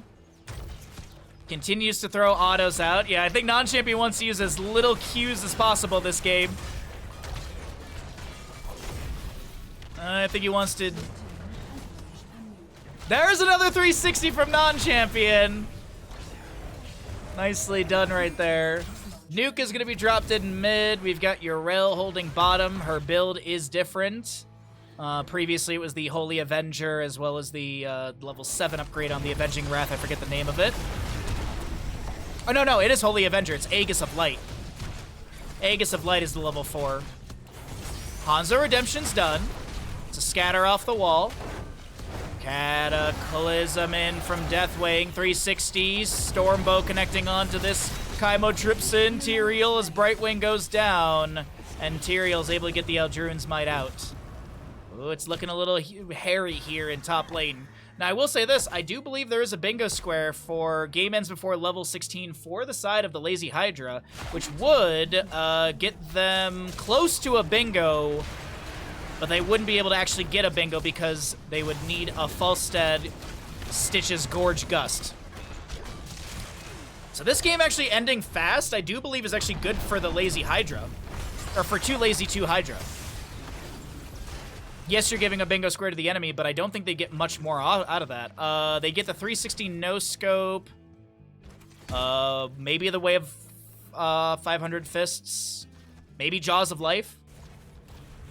Of course, we need level 10s, and those are about to roll through on the left-hand side. We actually do have the Ravenous Hunger for our Orphea. There's the Crushing Jaws, so that's going to be a tool needed to save an ally. There is also the Wrath of Angiris. That is also a bingo square for the left-hand side to be able to...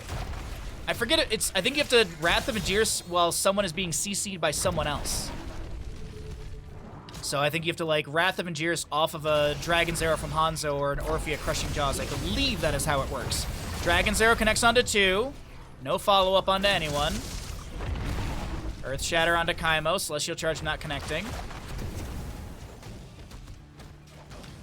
Kill an enemy hero who is CC'd by someone else whilst using Wrath of Angiris. So you actually have to Sky Suplex them to death. But they have to be CC'd by something else first. So that's a little bit of a difficult one. Non-champion with consistent 360s. The 416 is definitely still on the table. Definitely still on the table here. Nukes will be summoned in a moment.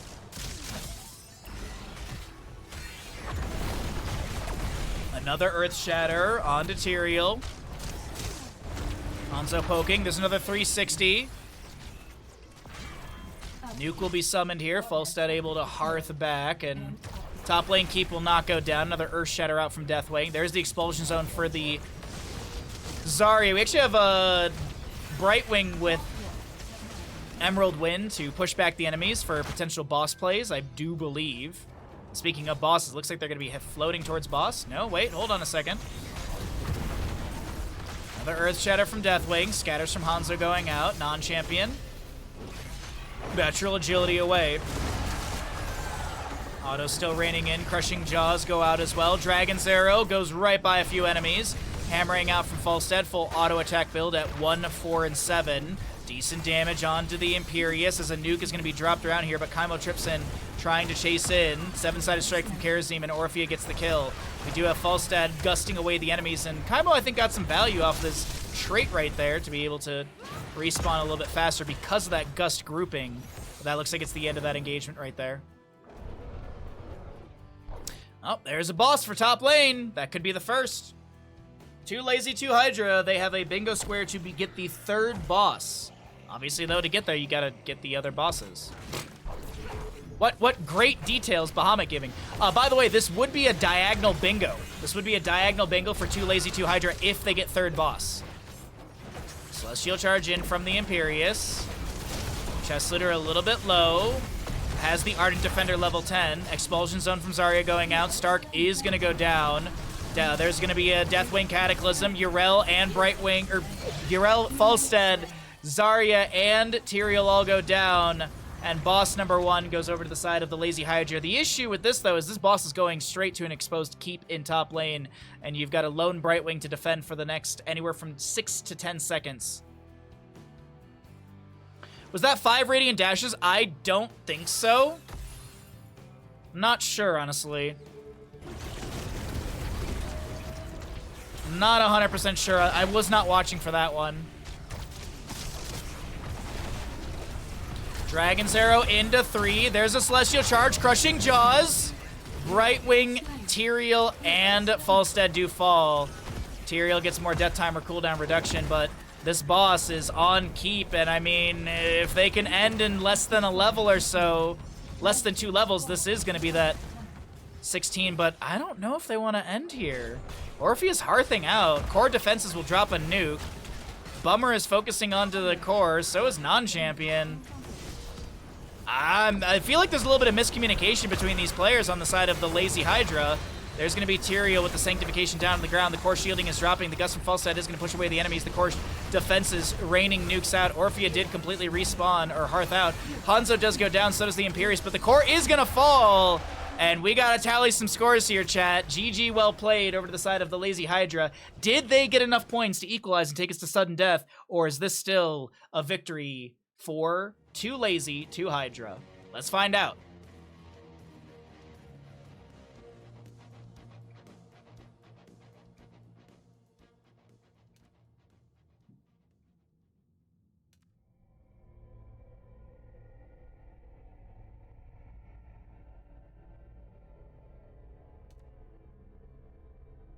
Game 5 is bad. I'm sorry. Thank you to all of you for putting up with my horrible map decisions. I promise if we do this in the future, we will not do full memory maps. We'll only do 1 or 2 memory maps. They're gonna come back any second now. Any second now. We denied their bingo, so we win. I mean, we'll have to see here.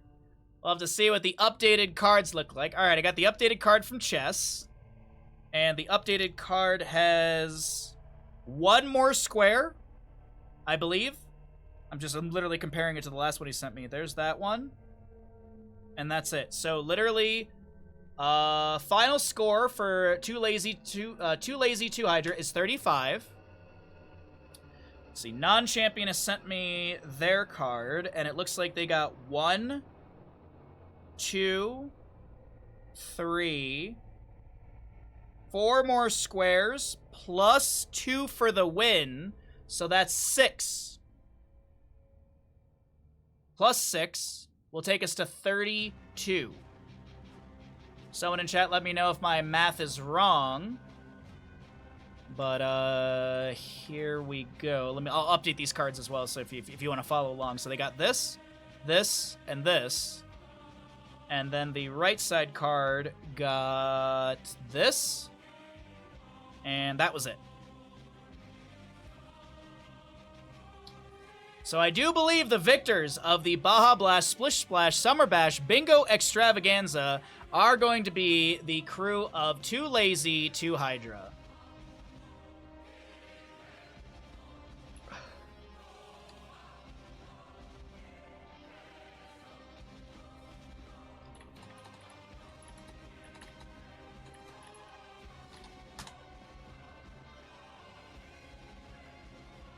Those were some great games. Left side got 3 squares and wins, so 5 points, not 6.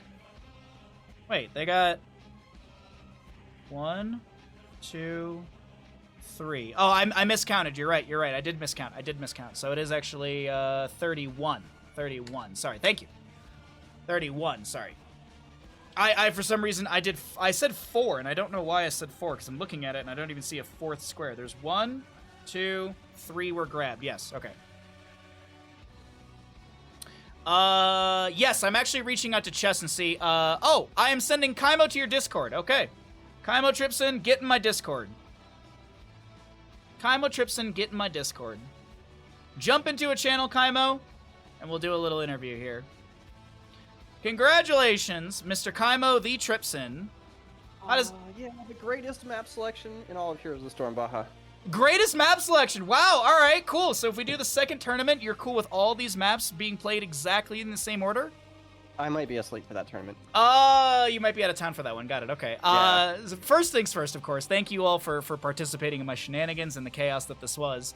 Any sort of takeaways or fun moments that you absolutely loved from this event, or was it all just misery for the last 2.5 hours? Game 4 was hilarious. It's the spiciest draft. We knew Butcher was coming. Mm-hmm. Guys, Lily. Dorm with the Vikings. Yeah. Map 5 was not so fun. Blackheart's Booty Bay was exciting. It was mostly exciting. Okay. But, like, we figured out the strategy of if you get more bingo squares than your opponent, you can win, even if they win the game. So you can win by losing. I mean, you did lose every but one map. You only won one map, which was Blackheart's, I believe. Yep, that's all we needed. I mean, Die strategically for the bingo.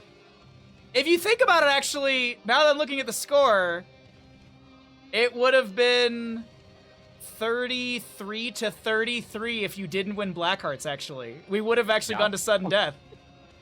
Literally, Blackheart's Bay is, like, the reason you guys won. Should have thrown the game. Well, we'll have to save sudden death for the next tournament we do. So we've talked, like, so what's probably the most stressful part about playing a bingo tournament? Is it looking at the card and trying to figure out what you're going to do per map, or is it trying to deny the enemy bingo squares? What do you feel is the most difficult part about playing in any sort of bingo event? It's definitely the drafting, because you have to, like, counter draft your opponent's bingo while also counter drafting your bingo.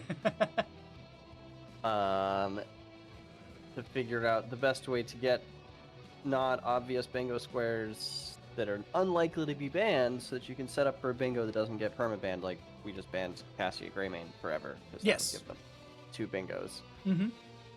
So that's why you end up with drafts like Draft 4 with Vikings May Deathwing. That was fun. Zagara. Yeah, that was really fun. I mean, the Devour, like, you guys got so many bingo squares off of Haunted Mines. That was actually a huge map for you all. Yep. That was like double bingo with Miller hitting the Moz the second time around. Miller made up for those, like, not nothing against Miller, but Miller definitely made up in that map. I think there was like 3 for sure, maybe 4 or 5 double devouring maw. So a lot of really good value coming out from Miller in that game.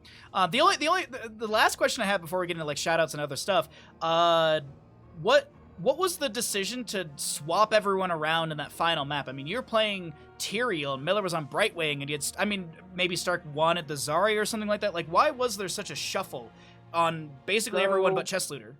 So map 5, we would win the tournament if we could prevent the Lazy Hydra from winning the game and bingoing. Okay.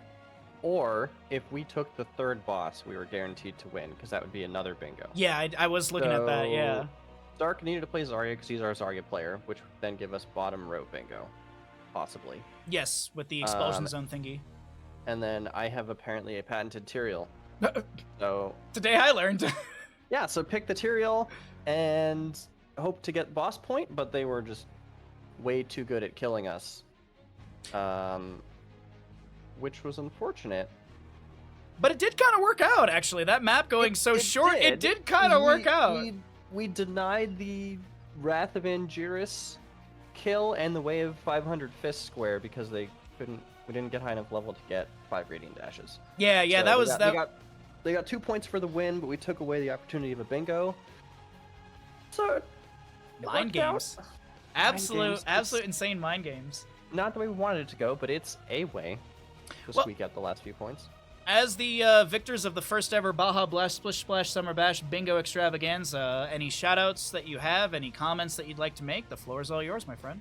Oh yeah, shout out to Chess, Bahamut, Stark, everybody who put this together, the members of Boogans Forever / the Lazy Hydra for joining us in this Bingo Extravaganza, and the members of Gilly Shark / 2 Lazy 2 Hydra also for participating in this shenanigans of a tournament. I think this was all pretty fun overall. Would do again, and yeah, shout outs to chat for participating. Yeah, we all build instead of a Cho'Gall. Really? Really, Kala? Could have just picked Cho'Gall. We gave him everything he needed, and then he's like, well, actually, you know, I kind of want to play Thrall instead. I don't want to play a Cho'Gall. So Shout yeah. out to the original inventors of bingo, whoever they may be. Whoever they may be. You know what? They are sages lost to time. But we always offer graces to our bingo originators. But thank you for joining me for the interview. Thank you so much for participating, and I hope you enjoy whatever food you decide to eat today. Hopefully not 6 tacos again. It is not 6 tacos. That was too many. You have a good one, Kaimo, and thanks again for Have a good one, hanging Baha. out. Bye. Alrighty, everybody. Shout out to Lard for murkying out of their mind in game number 1 and almost getting that base race win at the end. That was really close, too. We had a fantastic tournament here, but we're not done just yet. We still have one more thing to do, and that is we have to roll our giveaway for the Corsair Darkstar mouse. So, I'm going to give you all a few more seconds here. If you have not, type the word bingo into chat to become eligible for the Corsair Darkstar mouse. Be sure to do so now. What is a Corsair Darkstar mouse while you're doing that? It is this mouse. It is a fantastic mouse.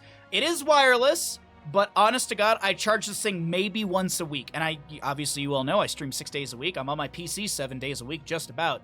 It is a fantastic, lovely, amazing mouse. I love this mouse so very much. So if you've not typed the word bingo into chat, be sure to type the word bingo. We have 32 eligible users. 32!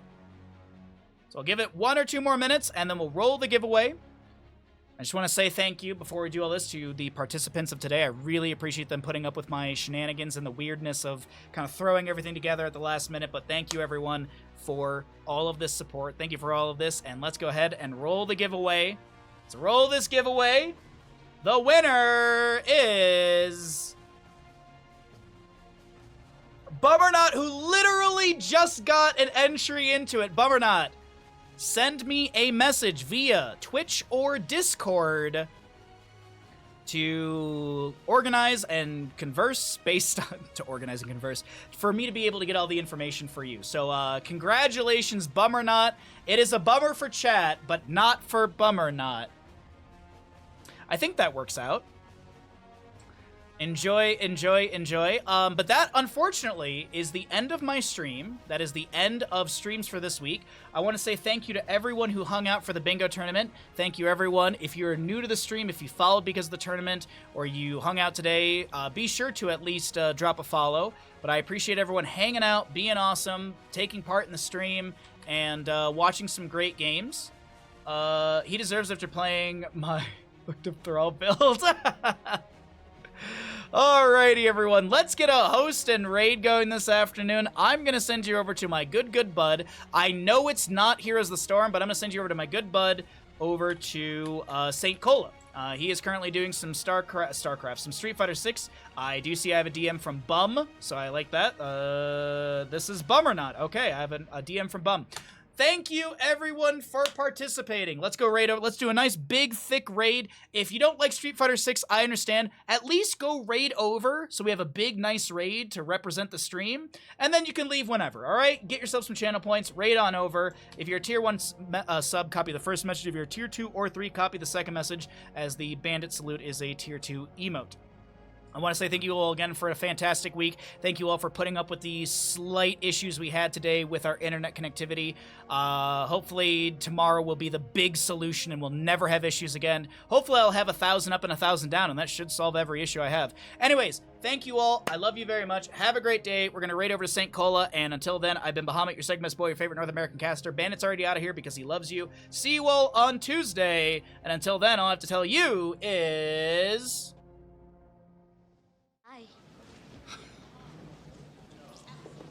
Have a lovely day.